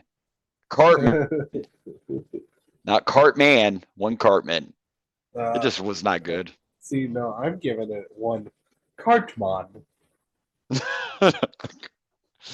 Oh, Cole, Cartman. I give Cole shit, but look, he's still around today. So look, I'm curious. Earthquake's wearing the shirt, holding this Cartman. Do you think he even knew what a Cartman was? Do you think Earthquake was watching South Park? That's a question. That's a good question. I don't know. I would think so, or maybe whoever came up with it, maybe their agent for them or somebody in the back was like, "Hey, because South Park was definitely relevant." But yeah, that's a good question. I don't know if he was a South Park fan or not. I bet Vince had no clue what South Park was. That's my guess on Vince's end. It was probably just one of the interns being like, so this show is really, really popular. Also, Luna kind of scared me. Luna looked really scary. I think it was the haircut because she covered, or maybe those are extensions that she wears. I don't know, but because the hair was short, I don't know. She was very intimidating. I think Luna could take any of us. Yeah, that's for sure. But there you go. Yeah, another tag team match. Just not. It was hard to follow a good opening one, and the oddities are just what they are. They're just an attraction. Yeah. But bad match, weak finish, and hopefully we got something better coming. So there you go. Yeah. Let's what's next. I have nothing else to say about this one. They can't all be headbangers. They can't. They can't.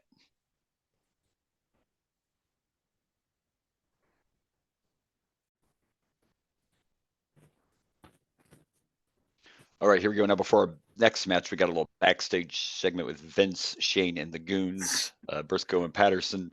And Briscoe and Patterson are talking about how do you want us to take care of it?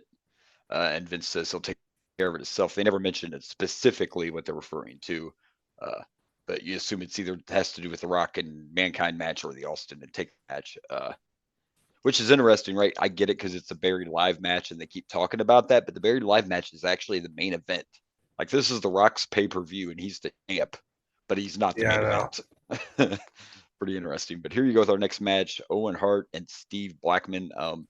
Just to let everyone know what's going on storyline wise, because we don't watch on everything like that. But not too long before this match happened, Owen Hart delivered a pile driver to Dan Severn, however you say it, and in storyline he broke Dan's neck. So that's kind of the story behind this match, is Steve Blackman looking for revenge for his buddy Dan. And you also heard him mention in a commentary, this is the time the Blue Blazer starts appearing again, which makes you cringe a little because we know where that's going. Yeah, I did when they mentioned. I was like, "Oh crap! I know where we're going, and we're getting close to it, and this is terrible." I am curious who did they have be in the Blue Blazer? Because they have, yeah, but did Owen and the Blue Blazer come out together a couple times? Not that, maybe, I don't recall that. That could have been possible, but yeah, I don't remember. But yeah, unfortunately, we know. I know it's technically Owen, but I thought they did a couple times where.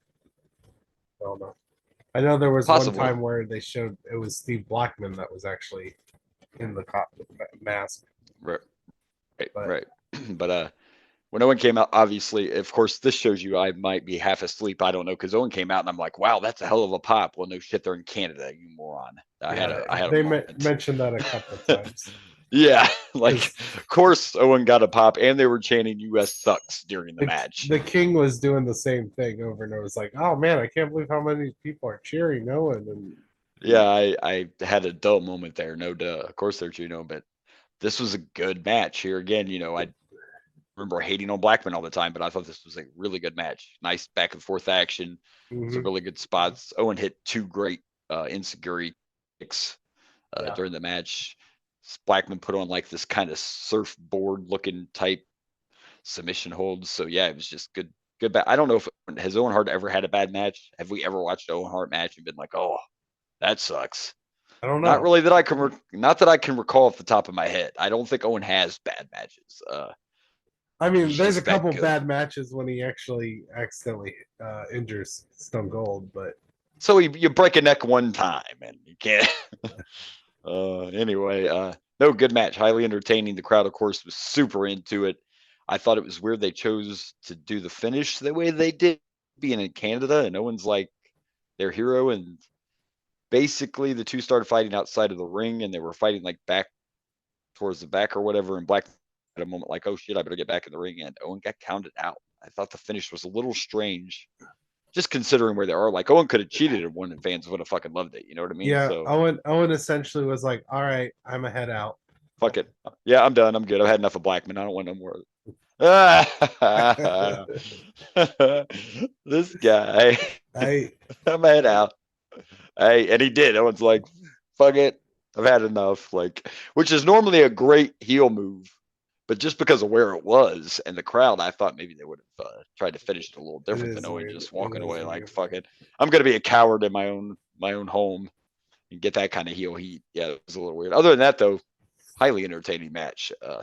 Good solid competition between these two. And here again, I guess I misjudged Blackman and Shamrock back then because I just hated outside people, obviously. So you're very prejudiced. Yeah. The finish, man, just bothers me. Good match until the finish. I don't know why it bothers me so much. It does, but I'm not going to let that downgrade the grade I give it. I think this was just as good as the opener. So I have to at least go with that. And I'm going to give this 3 Blue Blazers. That's what I'm going to do. Fair enough.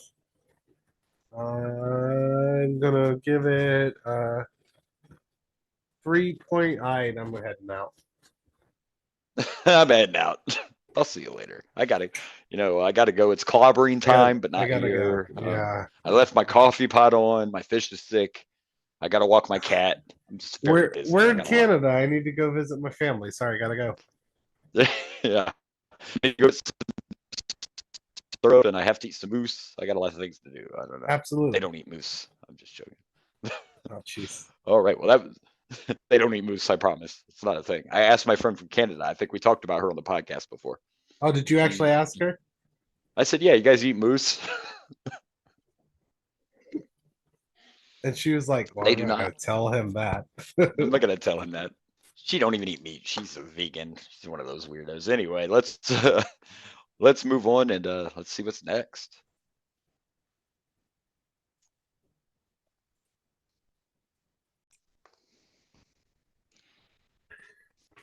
All right, so before our next match, we get this little scene in the back where Vince McMahon is looking for Mankind, and he finds a door in the electrical room or basement of the arena, whatever.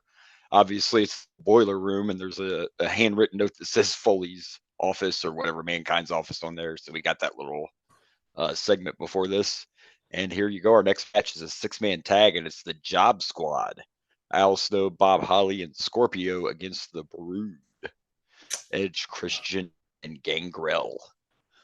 I was a little shocked. I know Edge and Christian are still new, but I was a little shocked they didn't get the kind of response I thought they would get. I mean, I know they're newer to the company, but they're from Canada. You'd think they'd have some friends and family in the audience. I don't know. Have they really talked about where they're from a lot, though? I don't think so. And when they introduced them, I'm sure they didn't say Canada because the Brood is, Yeah. But I thought. Now, I'm not saying this was a 4-star match, but I thought this was a fun little 6-man tag, but the crowd seemed kind of dead for it. I thought it was a really good match. Yeah, I thought it was highly entertaining. Tell you right now, I was kind of disappointed when they went to the replay and they were like, oh, look at this amazing thing Edge did. Don't get me wrong. It's fine. It was cool. We've seen it many times before. However, Scorpio going off the top rope and doing that, like, turnaround leg drop was holy shit, in my opinion. That was crazy. Super impressive. He did it, but if you notice, he did it twice.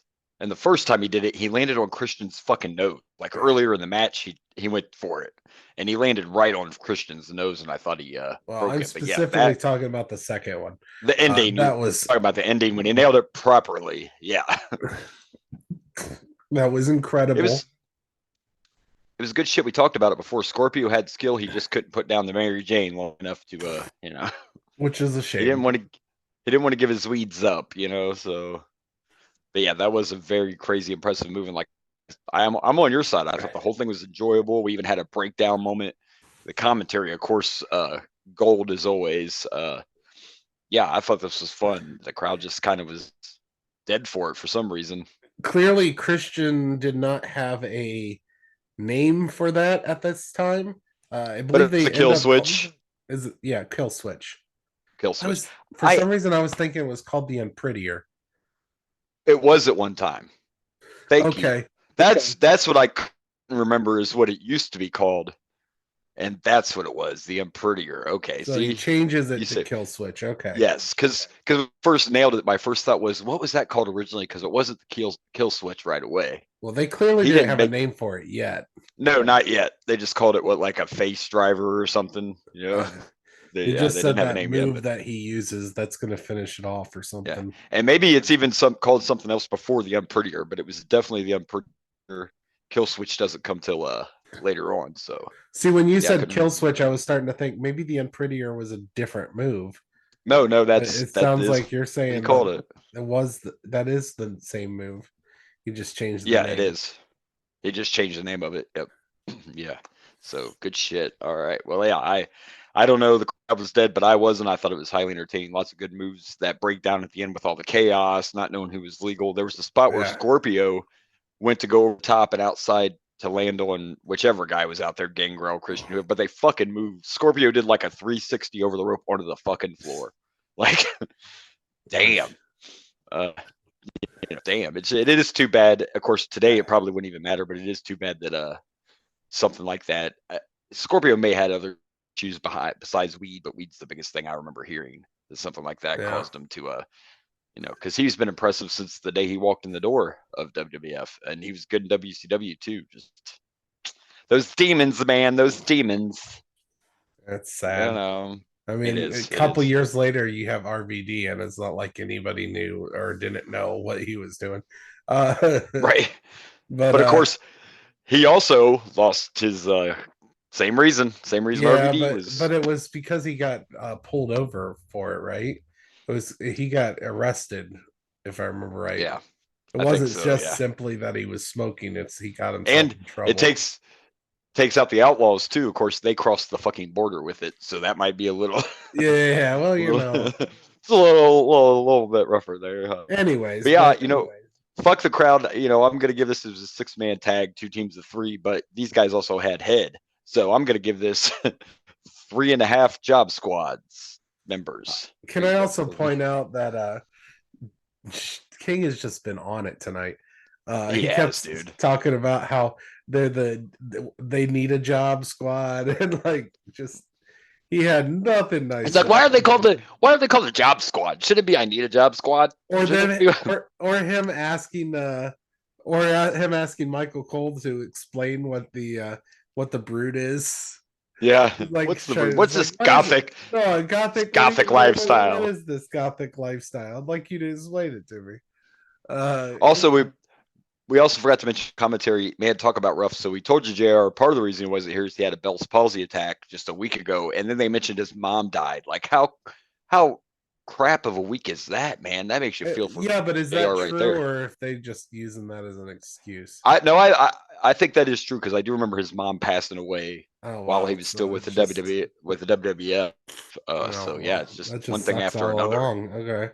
Yeah. And I do know when he comes back is when you can notice too. When he does coming back is when you start seeing like the messed up eye and his mouth sagging a little bit. Yeah. That happens after this incident. So. So I'm gonna go with 4. Holy shit! Because I was just super impressed.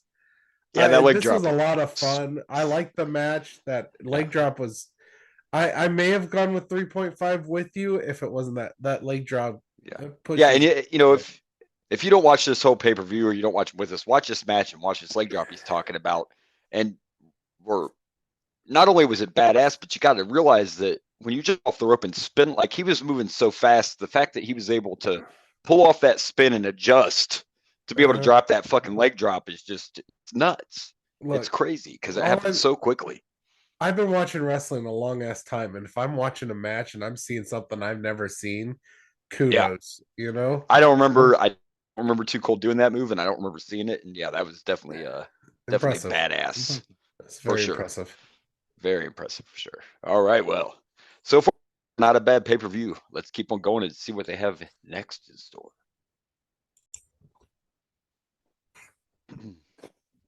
All right, so here we go, and this, you're full on in attitude era when your next match is the striptease match between Jeff Jarrett and Goldust. If Jarrett wins, Goldust has to strip. If Goldust wins, Deborah has to strip. I wonder who the crowd's cheering for. The same person that even King was cheering for. Goldust actually got a really huge pop, and I think it's funny when you go back and look at this character how he became a face, right? I think when Goldust first started, no one ever guessed. Someday Goldust will be a fan favorite. He's going to be a baby face. I don't think anyone would ever call that, but another good match because as much as I like to talk shit about him, I've said it over and over again. It's good in the ring, so it was a good match with story behind it, and having that little extra, that strip tease stipulation. Totally got the crowd into it. I don't know how many times I heard Michael Cole tell Jerry Lawler to settle down. As one needs settle to down. do sometimes. Settle down. Settle down. So we get to the spot towards the end of the match where Goldust set Jeff Jarrett up for the Shattered Dreams. And for you young kids who don't know what that is, he puts them in the corner, spreads the eagles, then takes a run and kicks the old family jewels. But of course, Deborah stepped in to distract the ref, and that backfired because he actually did end up hitting him with the Shattered Dreams. But we got a little shot, and I'm not talking about a money shot. We got a little guitar shot. Yeah, we did. Deb, how about that? She was just tuning the band. The only thing that makes it look bad is I don't know if it was a timing issue, but Goldust didn't turn around right away. She was kind of doing, one of those just waiting. What? Like jigging, like, I don't know when he's going to turn around. And of course, we have to tell you that the guitar shot into the match. But what interested me even more, because the match itself was entertaining, don't get me wrong, but we got Commissioner Michaels. Pretty much being full on DX Shawn Michaels, despite being the corporation Shawn. And by the way, if you noticed earlier in that little interview with Triple H, they're also trying to make it look like Shawn is against DX because he's the one that's banned them from ringside for this tag team title match. So yeah, they're trying to build that whole story. But yeah, he's out here being full on Shawn and full on DX.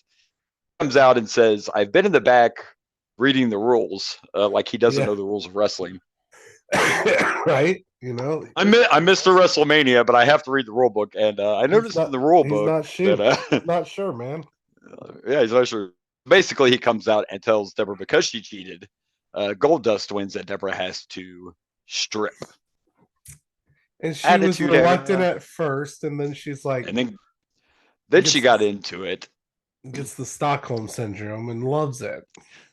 Shawn gets his wallet out and reaches in for a $100 bill while he's also shaking, like he can't. Oh, it's the attitude era. Yeah. And again, I don't remember this. So she gets down to, after a little bit of tea, she gets down to her brawl. She gives Shawn his money back. Then she starts teasing the skirt's going to come off. And yes, we get Deborah in all her glory of just her brawling panties. Yeah. And then she actually teases going topless. And again, like I said, I don't remember this pay-per-view. I still don't to this point.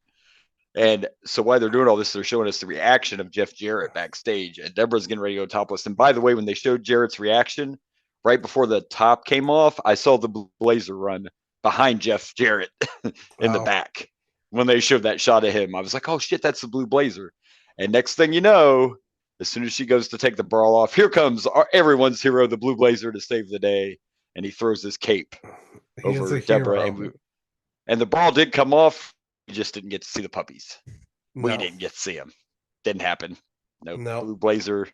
That darn blue. Who is that masked man? That's what I want to know because he I ruined. don't know. He ruined the day. That time it was definitely Owen. You saves the could tell. day, obviously. He ruined it. He ruined the day. He saved it. There was children in that audience. He saved the day. By the way, there was part of me watching this going, man, you know, Jeff Jarrett's always been a wife stealer, man. What kind of guy is he? I'm just saying, Deborah there was married to Mongo McMichael, who of course we don't get to see until we get into WCW. And Jarrett's current wife, Karen, was Kurt Angle's wife. So Jarrett's just been stealing wives his whole life. Just throwing that out there. Deborah was actually with Stone Cold too. I think they were married, but I could be wrong on that. But Deborah was actually with Stone Cold in real life as well. You know, sometimes when watching these, especially back then, how awkward if you were a family and you got your kids in the audience and this happens. Like, are you like trying to cover your kids' eyes and like What's crazy is we talk about the Attitude Era, but I think it was a SummerSlam that Miss Elizabeth took her top off during the Mega Powers match and exposed her boobs. I think that was SummerSlam 89 or 90 or something. Yeah, it's probably don't show it on the cock. But yeah, she did that during the tag team match. I think it was a SummerSlam. Yeah, so it's not like it didn't happen, you know, all those years ago either. And we just saw Jacqueline boob, remember, a couple pay-per-views ago. So why couldn't I see Deborah boob? But they clearly tried to make that be a shock, and like this was literally she is strip teasing. She was stripping, yes. And even though she didn't show anything, but Sean put the $100 right there. Sean put the $100 right there in the boobies. So the Jacqueline thing was, the Jacqueline thing was meant to be just a, oh my gosh, I wasn't expecting that. Yeah. Oh look, they ripped their top off, and even the people that was sponsoring the space, weren't they mad? Wasn't there people mad about that whole situation, London or whatever? Right. Yeah, there was people upset about that situation. So yes, there were. It's a little bit different, but highly entertaining. Another pretty decent match. This pay-per-view so far has been pretty good. Not a lot of stinkers. I was entertained. It had a good finish with a bunch of gaga, and we got to see Deborah's body, so you can't beat that. I'm gonna give this 3 guitar shots. 3 guitar shots. I'm gonna agree with the 3 and go with Shattered Jeff Dreams. Shattered Jeff Dreams. Poor Jeff. He sold the shit out of that, by the way, too, when he took that Shattered Dreams. He rolled out of the ring after, but he did definitely sell the shit out of that. All right. Well, believe it or not, we are down to our last 3 matches, and I know what's next. It's time for the tag team title match. We know all the matches. We know all the rest of the matches, yeah. Yep. And next it's the tag team title match. This is going to be interesting. Remember, DX is banned from ringside. Sean's commissioner. I legit don't know what happens, but I do know it's the Road Dogs against the corporation. So, yeah, let's check it out. Let's do it.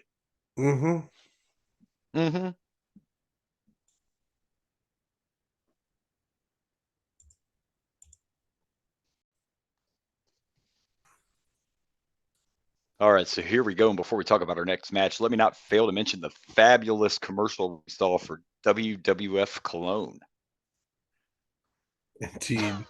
Attitude. 1999 plus shipping and handling. I will tell you, I know it probably sounds crazy, but you had it. If you have no, I didn't. But if you had a bottle of that that's never been used, it's still in the box, you can get a couple $100 for that fucking bottle of cologne now. Oh man, I've seen them selling eBay for $200. Yeah, anything WWF is always more valuable, you know. So, but anyway, here we go. It's our next match. It's the New Age Outlaws defending the titles against the Hardcore Champion Big Boss and the Intercontinental Champion Ken Shamrock, the Corporation, and they're accompanied by Commissioner Michaels. I barely remember Shawn Michaels being commissioner. But man, I sure don't remember him being so corporate. And he really was trying to screw DX in this tag team match. He tried his best. I actually thought this might be one where they lost because I told you at one time I remember Boss Man and Shamrock having singles titles and the tag titles, but that wasn't the case in this one. But I actually, when I was looking up the pictures for this, I actually found pictures of the Boss Man and Ken Shamrock with both titles. So yeah, so it does happen. Happens. It just didn't happen here, but the Outlaws are always good in the ring, so that's the obvious thing right away. But this match had a really good story to it, and it kept the crowd involved. I think the crowd, to me, at times seems torn because they love DX and they love Shawn, but Shawn's with the corporation and they don't love the corporation. So that was kind of an interesting X factor because, Shawn, everybody loves Shawn Michaels.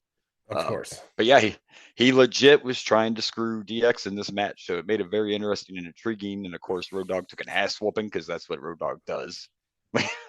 He's in these tag team matches. But Shawn even did the ref pull, man. Like, I didn't expect that one. Oh, yeah. The ref went down to count for the 3, and Shawn did the fucking ref pull out of the ring. Good spot. And great storytelling. And I guess it makes sense. I know that when Shawn does, which we're still a couple years away, but when Shawn does finally come back and is able to compete, his first feud is with Triple H. So I guess this is just like early plantings of that. But in the end, the New Age Outlaws win, and they are still your WWF World Tag Team Champions, baby. New Age Outlaws, top 5 tag team, in my opinion. If I was doing my Mount Rushmore, they are definitely up there. Great performance by Shamrock. Great performance by the Boss Man. We got shenanigans. We got the Nightstick. Another great match. This has been a pretty good pay-per-view. And I think it seemed to go by quick, if that makes sense. I think because they're all good matches, except for the oddities but this pay-per-view don't seem like it's dragging, if that makes sense. Like, no, I think this match was like 17 or 18 minutes, I think, but it did not seem like that. It was a good pace and very entertaining. I'm going to sound like a broken record, but I'm going to give this 3 suckets. a lot of threes going out today. I'm also going to go with 3. Shawn sweeping him off his feet.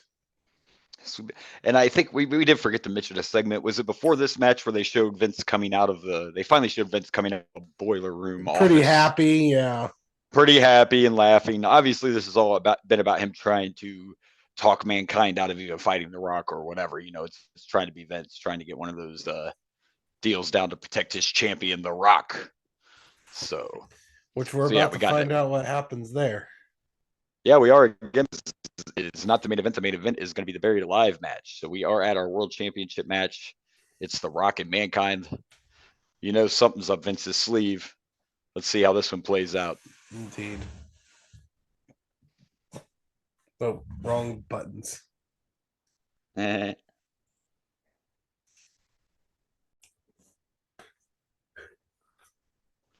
All right, so here we go. Our next match for the WWF title, and it's Corporate Rock versus Mankind. And I was kind of on the same page as you. I thought the way that it was going, we weren't going to get a match. We were just going to get a segment.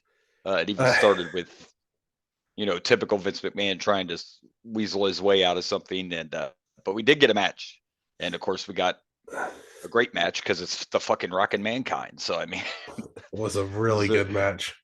With a mix in of all McMahon shenanigans, which you got to love. Not only a really good match, but Foley also always has to remind us why he's fucking crazy. Get to that in a second, but it started off fast and furious, and there was a spot where Mankind used the stairs, and Vince went up to the ref and was like, if he does anything like that again, disqualify his ass. Get him out of here. But the crazy spot I'm talking about is they were fighting back and forth, and Foley did a baseball slide drop kick onto the Rock, and Rock went into the announce table. And then Foley climbs up because he wanted to do his elbow. So he climbs up on the turnbuckle, and Shane grabs his foot to keep him from doing it. Then The Rock literally grabs Foley by the wrist and just pulls him off the fucking top rope onto the floor. Just like a sack of potatoes. Dude, tell me that didn't hurt. I mean, I'm sure it all hurts, but he's done so many crazy things.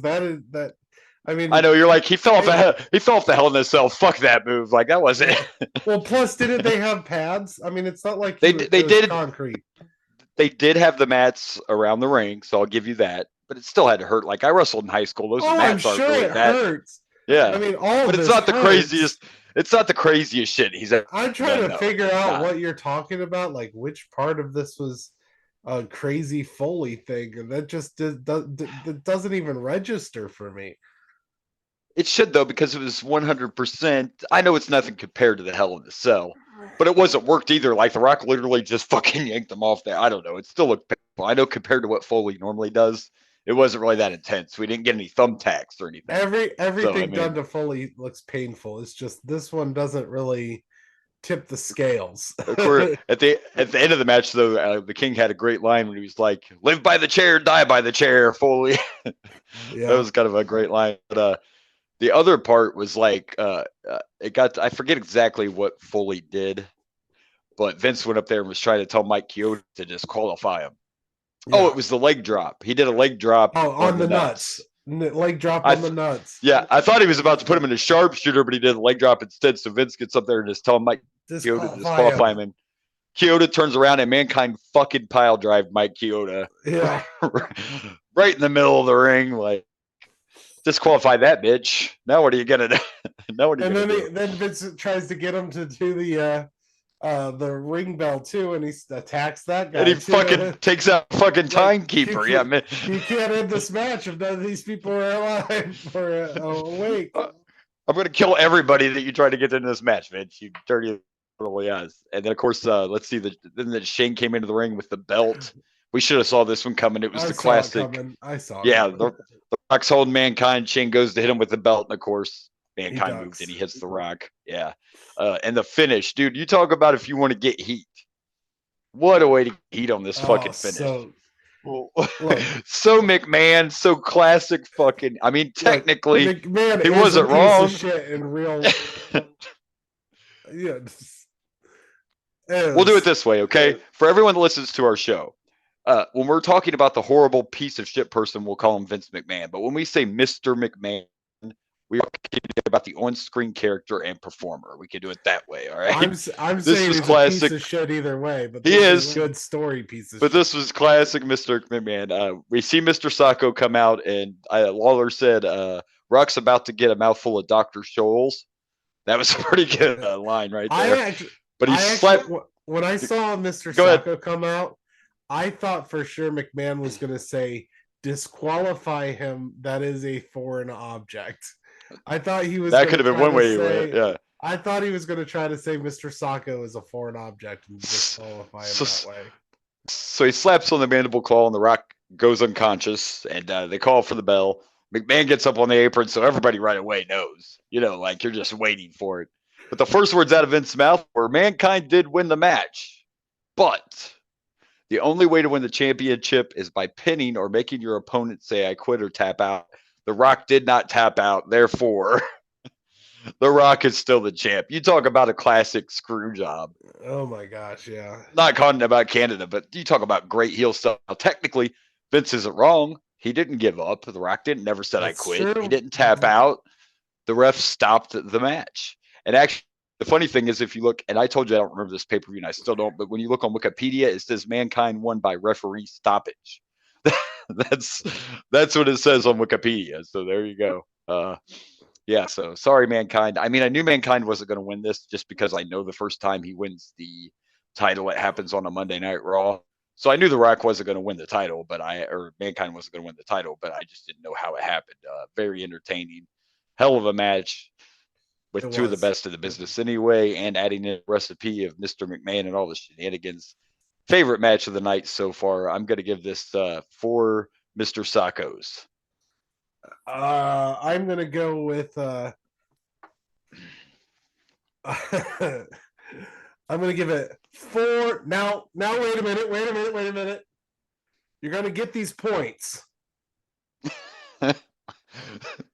But this match doesn't count. Give it a 0.5.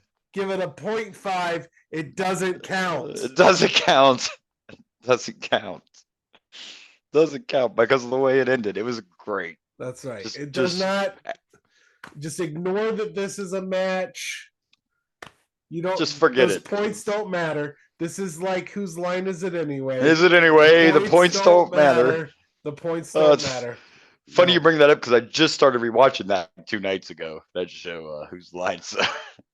Love that stuff. But yes, Whose great Line. match. And I would say it's a hard act to follow, which technically it is. But you have Stone Cold, Steve Austin, and The Undertaker, and it's a buried alive match. And we got the Ministry. This is the Ministry Taker. of Darkness. And I wouldn't be surprised if we don't see some more McMahon shenanigans because we know eventually the Ministry of Darkness and the corporation combined and they become the corporate ministry. I'm not sure how much longer that is from this timeline, but I definitely would not be surprised. We're in the middle of the Stone Cold McMahon feud. I'm sure there might be shenanigans. And don't forget, there's a Royal Rumble spot. Isn't that crazy to think that in 1999 either Stone Cold or The Undertaker are not in the Royal Rumble? That's pretty crazy. Of course, maybe they both end up in it because Vince does what Vince wants to do. So we'll see. But we know what's next. It's main event time. Stone Cold and The Undertaker. Someone's getting buried alive. Somebody's going to be buried alive. I hope they survive it. I mean, technically, The Undertaker's can The Undertaker be can The Undertaker be buried alive? That's all I want to know. I mean, he's already dead, right? So I don't think he's allowed to. Can you really bury him alive? That'd be like waking up. How you gonna wake up dead? You know what I mean? It's like you can't wake up dead. How you gonna wake up dead? Dracula does it every day. Dracula does it every day. But yeah. All right. All right. Let's go ahead. Do it. Let's see. Gets buried. Oh, look, when I sit like that, it looks like I'm going to the basement. I'll be right back. No, I'm out of here. Got that. All right, let's do it. Let's check out the main event. Buried alive. Austin Taker. Let's do it. Gotcha. All right, so here we go. Main event time. Let me backtrack a little bit. This was not the only Rumble spot that was on the line was Austin's. So let me stand corrected. It was not for. I noticed that while we were watching that it was just Austin's. Yes, it was just Austin's spot on the line. I wonder what'll happen. This was a very Vince McMahon trying to screw Austin situation. Yeah. Although he didn't get involved this time. He didn't. He did not. And Austin actually got a little help from a big red machine. Get a little help from my cane. From my face. Of course, it started on the outside of the ring as it should have. It had everything you expected. They were pulling out all the stops. But where the fuck did the gas can come from? Did I miss that? Like, it was. I don't know where that gas was. It. I just didn't notice it earlier in the match. It was around the gravesite there. Surprisingly empty for some reason. Yeah, it's just randomly there. See, but in these type of matches, that stuff doesn't bother me. There's a lot of people that bitch about, like Jim Cornette's one of them, but he's a crybaby. He'll bitch like if there's a hardcore match, it'll be like, why the hell was there a table under the ring? Why are there chairs under the ring? Because it's fucking wrestling. Okay, why is there a gas can out there? Because it's no rules. Who cares? Yeah. I just didn't see it. That's why I ordered where it came from. But that part doesn't bother me. But yeah, this is just more of the building between the McMahon-Austin feud. And McMahon wants to stop at nothing to make sure Stone Cold has zero chance of ever becoming the champ. So it's just that classic story. Would you say maybe no chance in hell? Hell? Tagline for our next pay-per-view, which is the Royal Rumble 99 this time, we promise. Yeah, that's the tagline, no chance in hell. Which is also where we watch it. Which is where we get Mr. McMahon's music from as well. We got to a point where Austin had Taker in the grave. He kind of buried him a little bit with the dirt that was in the wheelbarrow, and then Austin just takes off, and everybody's like, where's he going? I don't remember this pay-per-view, but I kind of saw where that was going when Austin took off. Not the part where Kane showed up, but what Austin was going for, I pretty much remembered Austin doing something like that. He's going to get some heavy equipment so he can finish this off. But yeah, while Austin was gone, we see this flash and some smoke come up from out of the grave. And they're like, oh, there was fire in the grave. What? And that's when Kane emerged. And there was a little funny spot, which it's not their fault, but Taker was standing on that pile of dirt when Kane emerged from the grave, and he went to try to attack him, and he fucking slid because the dirt just all went. So it's kind of just a sloppy, he fell on him and they rolled to the floor kind of deal. But Yeah, Kane nails a tombstone on the Undertaker right by the grave, throws him in, out comes the backhoe, and Stone Cold has a beer with Earl Hebner, and we have a winner. Stone Cold is going to the Rumble, baby. You know, I was not a big fan of this.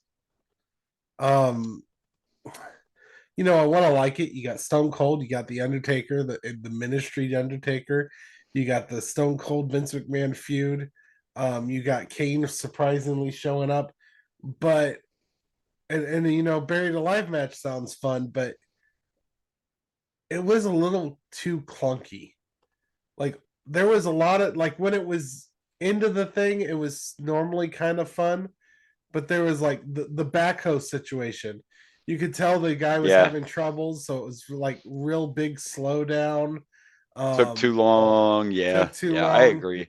I All the don't. fighting on the dirt was really awkward. Like you said, Yeah. Undertaker slipped and everything. It was just like.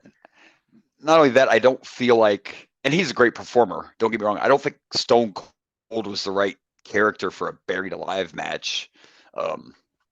Hell in a Cell might have went better. Maybe they could have done a Hell in a Cell match instead of Buried Alive. Might have been. I think he is because Stone Cold's the one that makes them a lot of sense to bring out a whole fucking heavy machinery to. Well, that part, that part felt very Stone Cold to me. Yeah, and I would like that more, but it's almost like I almost wish that for our viewing pleasure they would have done some cutting and editing where they got to that faster because there was the guy was having issues. It's like I don't know if they got someone who actually knew how to do it. It was almost like, I drove in one of those once, and then even when it technically should have been over, there was like this slight delay. When Austin got the cooler full of beer, like Earl acted like he wasn't sure if the shit was over yet or not. Like, what are we waiting on here? Yeah. He's in the grave. The fucking dirt's on. What are we doing? Like, this should be. I may have forgiven the backhoe situation more if Stone Cold would have stayed just in it and was driving it. Like if it was Stone Cold doing it, it's like you can look at that and be like, well, he's a wrestler. This is not his job. He's not used to using these things. He drove it out there, but you're right. If it would have still been in the backhoe and then they had those issues, that would have been a little more acceptable. But even Stone Cold was getting a look on his face like, what the fuck is this guy doing? Did you get him from like, you went to Wish and was like backup driver? What the fuck is going on here? You just picked some guy out in the audience like, you know how to drive a backhoe? Come on down, buddy. Like most of the match was just way more awkward than entertaining is I guess what I'm trying to say. And I'm shockingly surprised we're kind of on the same page. Like I was watching this going, I don't know. I think Rocket Mankind was better than this. Like there was just hell's a lot better. But this was just I get what they were trying to do and it should have been enjoyable, but it's hard. Number one, it's hard to do any moves on top of a big pile of dirt. I wouldn't mind having myself thrown on a big pile of dirt. It sounds fluffy, So it doesn't seem like that's going to be a devastating move. It sounds like, ooh, it's dirt time, let's get dirty, I'm just on the same page as you. Besides the backhoe, like the whole match just seemed a little, maybe it wasn't their night for either one of them. Sometimes people have a bad match. It happens, even with two great people like this. I don't think it's at the fault of either of these two wrestlers. I think just, I guess I think the last time we saw a Buried Alive match, it was what, Mankind and Undertaker. Yeah, and they was in the ring for a big chunk of it, if I remember right. So it had a lot more actual wrestling and enjoyable aspects, where this kind of they kept it outside the whole time. So it was it was hard to make a compelling match. And Stone Cold was his best for that little bit of time they were in the ring. That's when we got the best out of Austin, in my opinion. Yeah. Was that little bit of time they were in the ring. Most of this was one of them mostly Undertaker in the grave and then pulling Stone Cold in and then waiting 20 minutes for the backhoe to show up. And then it was smart to bring Kane out at that time so we had something to watch, because before Kane showed up, Undertaker's lying in wait, just waiting for Stone Cold to come back out. Like he was going to attack him. Yeah, I forgot about that. He was like hiding under the dirt, like he was going to sneak attack Austin. Yeah. Finally did come back out. You're the fucking Undertaker. Who do you need to sneak attack shit? I mean, come on. Right. And in reality, in the wrestling reality world, if you would have got out of the grave, you would have went and fucking looked for Austin instead of standing there like, I think you would have went and found him instead of trying to surprise attack him. But what do I know? I don't. Undertaker it's a little disappointing. Undertaker has never been the cowardly heel. That's not his character. It never should be his character, and that feels like a cowardly heel move. And that's something else. Knowing that he's in the ministry now, that move really made no sense. You know what I mean? Yeah. Like he was even darker and more evil when he became ministry, and now he's going to cower behind a dirt pile and try to sneak attack. Yeah, this didn't play off very well. I mean, it wasn't the worst thing I've ever watched, but it definitely didn't meet my expectations. I thought it was going to be at least as good as The Rock and Mankind, if not better. Yeah, so, I was hoping for way more. Little clumsy, little clunky. I think I just don't really like. I think I just don't really like it buried alive matches. They haven't done one in a long time. It has to be, like you said, it's got to be for the right reason. It has to be the right. Again, I know it sounds crazy. I don't think Austin is the right person for this type of match. It's a very unique match that should be used specifically for certain situations. Hell, one time they had one. They had one time with neither Undertaker or Kane involved in it, and that made totally no sense to me. Yeah, I think it has to be the right story. It has to be the right performers, and I get it buried alive. It's intimate, but again, maybe I would have done something else with this instead of a buried alive match. But what do I know? I don't know. I just I do like the backhoe because I remember with the Mankind one, everybody just showed up to help bury Mankind. And like they just had every single wrestler for some reason just jump in to bury him. So, but I did like the backhoe idea was more entertaining, or would have been had it not been so clunky. Right. But they kept trying to say, "Oh, this is Undertaker's specialty all through this," and it's like, no, we've had 2 buried alive matches. His specialty is Hell in the Cell or a casket match. Not buried alive. Like, come on. I'm going to argue with you there. Okay, I'm going to argue with you there. His name is the fucking Undertaker. What do you think Undertakers in real life actually do? I do know what they do in real life, but I'm talking about his wrestling career, okay? No, this is not his specialty. This is not. This is automatically a specialty when you call yourself the fucking Undertaker. Okay? You could have went old school and did the casket match, or you could have done a Hell in the Cell. I don't know. Yeah, casket matches are way falls count anywhere. By the way, pretty excited that we get the casket match on K24. Cheap plug coming out soon. We do get the casket match on that new game. So, well, we have to grade this. We do. And I love both these guys. I really do. I really do love both these guys. But we have to be honest on this stuff, right? And we use this logic all the time. This was the main event. If it was lower down on the card, maybe my score wouldn't be as low as it's going to be, and you might give me shit for it. That's okay. I don't care because it was kind of boring and slow. And I'm not going to give it as good as the rest. I'm going to give this 2.5 backhoe drivers. I'm giving it 1.5. Oh wow, he went lower than me. There you go. I am not happy about that. I was like, you might give you shit. No, I'm not giving you shit. I think you gave it. No, because you went lower than me. You're saying you did too much. It does not deserve 2.5. It deserves what I was debated on 2 or 1.5, and I'm going with 1.5. I don't even have a cute little thing to add to it. This was disappointing. Right. This was very disappointing. There was way more disappointment and bad to this match and awkwardness than there was a good match. And that's not it's not a dig on either one of these guys. I love the Undertaker. No, it happens. I love Stone Cold. I was extremely excited when I heard we got Ministry of Darkness Undertaker. I like this Undertaker. This evil Undertaker. It's great. It's great stuff. Yeah. It is. But this is our first. This was disappointing. And maybe I'm giving it too much crap because I was hoping for more. Yeah, but again, we've said it plenty of times. Not only were you hoping for more because of who was in it, but it's the main of you put this over your world title match. Yeah. You put this over the guy you named the fucking pay-per-view after. You named the pay-per-view rock bottom, Like, and then and he deserves it. I would Right. rather him not be the main event and got what we got. Yeah, so I mean it's there again, it's expectation versus reality. And if we go back to the oddities match, which wasn't that great, that's different. That was the headbangers and the oddities. So your expectations aren't, and that wasn't really bad. It was just boring. I do want to ask you a question real quick. Yes. You were saying that you were bringing up about the fact that this Buried Alive match is the Undertaker, or not. Here's a question for you.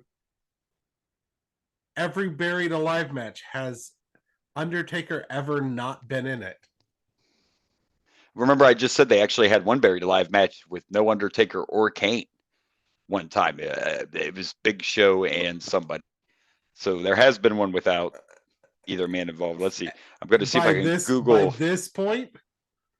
No, not by this point. No, but there's also only been one other Buried Alive match. So how can he be the master? Because he's the only one that's been in it. You and your illogical logic, you little smarty. Well, I mean, to this point, clear. Nobody to this point, other than Undertaker, I think to this point was in all the Buried Alive matches. You got Buried Alive matches. Undertaker's been in every single one. You've got casket matches. There we go. Pretty sure Undertaker's been in every single casket match too. So this is literally only the second Buried Alive match ever. So yeah, he's the master, all right, because there's only been two. What I said still applies. And by the way, I'm wrong. Kane or the Undertaker has been in. Well, this is only going up 2010, and I'm sure they've had Buried Alive matches since then. This is only the first 5 that ever happened, and Kane and or the Undertaker were in every one of them. So there you go. There you go. So interesting, yes. But you're right. I guess to this point, he is the master of them because there's only been one, and by God, he was in that one. So yeah, it is. It is. Overall, though, this was a good pay-per-view. Highly enjoyable. Oh, look, there's another one that also has Undertaker in it. Yeah, there you go. Well, then I suppose we should get. I was just doing this because I'm a nerd. You do that, and we will start getting to. We got to pick them. Favorite match of the night. Interesting. All right. So yeah, do my Buried Alive research there, and yeah, good stuff. It looks like Undertaker has literally been in every one of these. Yeah, Undertaker's been in every Buried Alive match, and I'm like, he's not an expert. He's literally been in every one of them. Anyway, here we go. Favorite match of the night. Well, I don't have to think about it long. My favorite match of the night is going to be the highest score I gave out, and it's Rock and Mankind for the WWF Championship. No doubt my favorite match of the night. Highly entertaining. Had a great story. Classic Mr. McMahon screwing you. Love the finish. Yeah, favorite match of the night, hands down.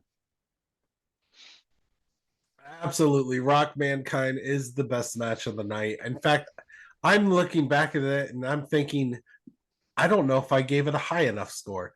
I don't know if 4 is enough to discern. It was really good. And maybe it actually was. This may be recency bias after watching that very disappointing main event. But yeah. Makes it look even better. Yeah. I almost think this deserves a 4.5. It was really good. It was a lot of fun. Storyline wise is great. Wrestling was good. I mean, you had everything you wanted. Yeah, the story made this fantastic. I loved every moment of it. And what I will say, it is kind of weird having Vince McMahon go this hard on Mankind over Stone Cold and nothing on Austin. Yeah, but and something else that I thought was really cool. I didn't. And this is, I guess, when we talked about the match, was instead of just the plain old accidental all the time ref bump, like even that pile driving the fucking ref was literally attacked the ref. Was a great moment. You know what I mean? Like, yeah. It wasn't just your accidental bump or your throw the ref out of the ring. He fucking was just like, "Fuck you, bloody! You're not disqualifying nothing." Like one of my favorite spots of the match. I am so glad we are past the days of weird, clunky finishes. I'm just thinking about like when we were watching, or pretty much when I was still watching with Rage instead of you. We had a lot of weird finishes, like the whole Hulk Hogan and Andre the Giant both getting double disqualified when they Yeah, that shit like annoyed me. And like we had some weird ass, a lot of countouts that made no sense. Like yeah, we don't storytelling is a lot more tight these days in wrestling. it is. It is. They get smarter. And we're getting into it. We're getting into it here too. I mean, to me, the only questionable finish on the whole card was Owen Hart's walking out of his match, and that's only really because it's in Canada. That was a great heel. Because it was in Canada, yeah. Because that was a great heel move. That was classic Owen. I just found that finished weird because of where we were. Not weird to me because I loved it because I managed to do that meme joke. So right, it gave you an opportunity. So it gave me an opportunity. I was all good. I was good. All right. Well, I suppose we should go to the next segment.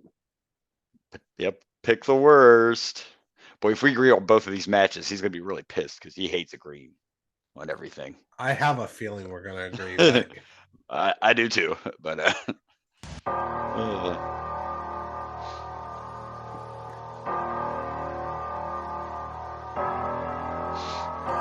worst match. Yeah, of the night. Don't have to think about it much. The main event's the worst match. The main event. It's the main event. Main event. I the only way I thought that there was a possibility is that you decided, oh, I really dislike the oddities match. You did give the main event a 2.5, and where I think the main event the oddities match you gave a lower score. So I thought that I did give a lower score to that. But I'm guessing you're going with the logic of you expected more from the main event, which I did, and my score definitely reflects that as well. You are correct. It's not just because of the main event, but who's in it. Because the reality of that oddities matches, I know the oddities weren't that good. I remember that from back in the day. They were just an attraction. So I didn't expect a lot out of that match.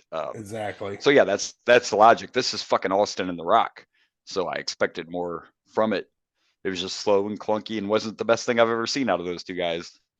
So, and especially after following a hell of a cinematic story that was told before that. Yeah, it was just one of those nights. Sorry, fellas. Not good. And I hardly ever watch a Stone Cold match and go, man, I didn't like that.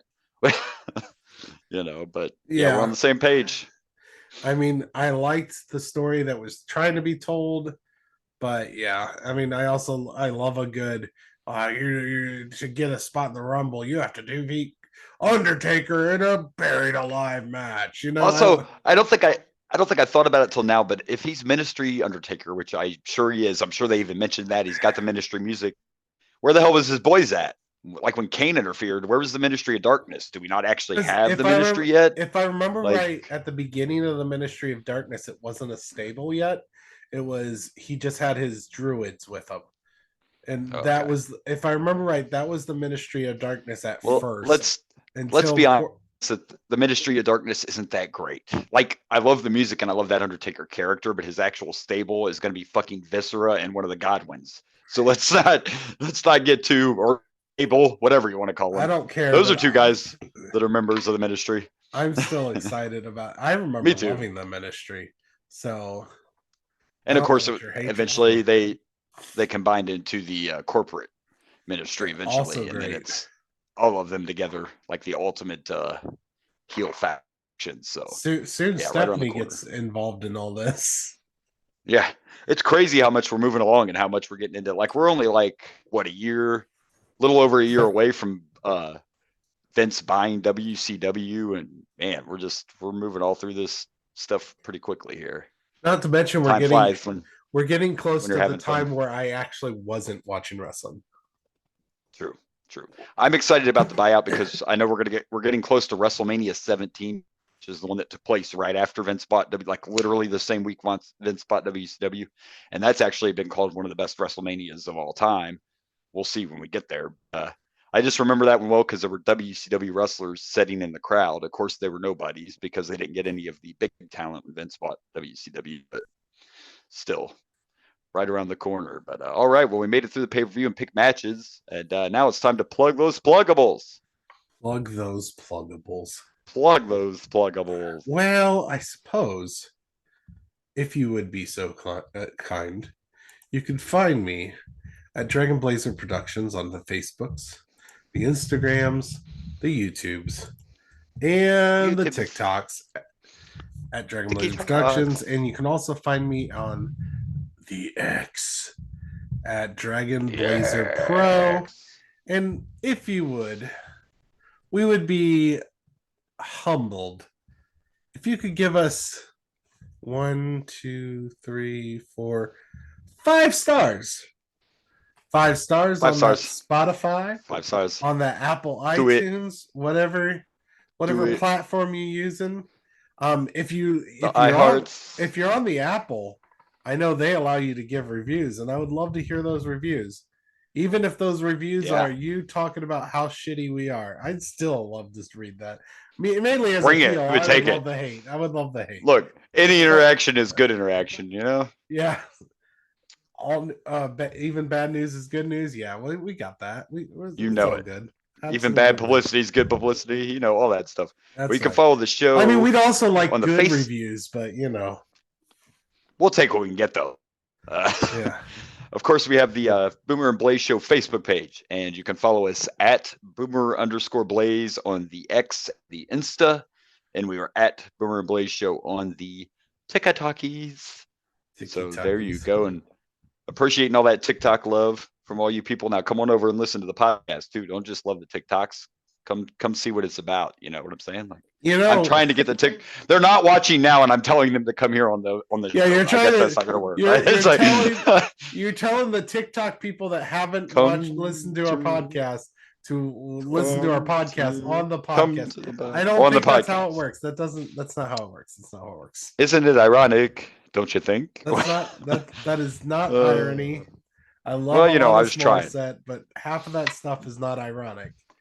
Yeah, no. What can you do? All right. Well, we survived, and next week we will watch Royal Rumble 1999, and we should also know a little bit more about WrestleMania and Cody's story, because tomorrow, of course, well, when you listen to this, it'll be over, but we have the press conference, WrestleMania kickoff press conference live from Las Vegas. We should also be getting soon, probably not during Royal Rumble because those normally take longer, but we're in a new year, 1999. We are. So you know what that means. More reviews. More video game reviews. Video game reviews, yes. We'll definitely not do it during the Royal Rumble, but yeah, we will have some more of those coming up as well. So yeah, lots to look forward to, and we're going to see if Cody ever finishes his never-ending story, right? Let's see if that never-ending story. It's a work, people. It's a work. It's going somewhere. It's going to be some kind of story. Let's just hope it's the right one. But until then, this has been the Boomer and Blaze Show. I am Boomer, and I'm Blaze. And good night from Dragon Blazer Studios.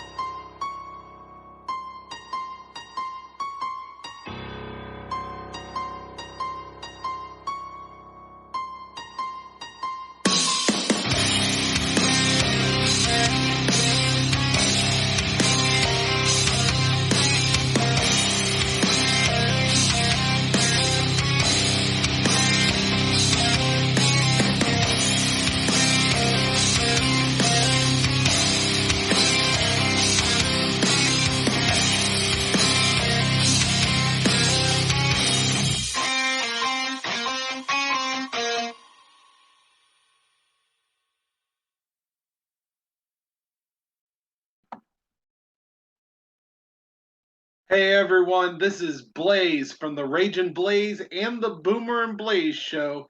Thank you for watching.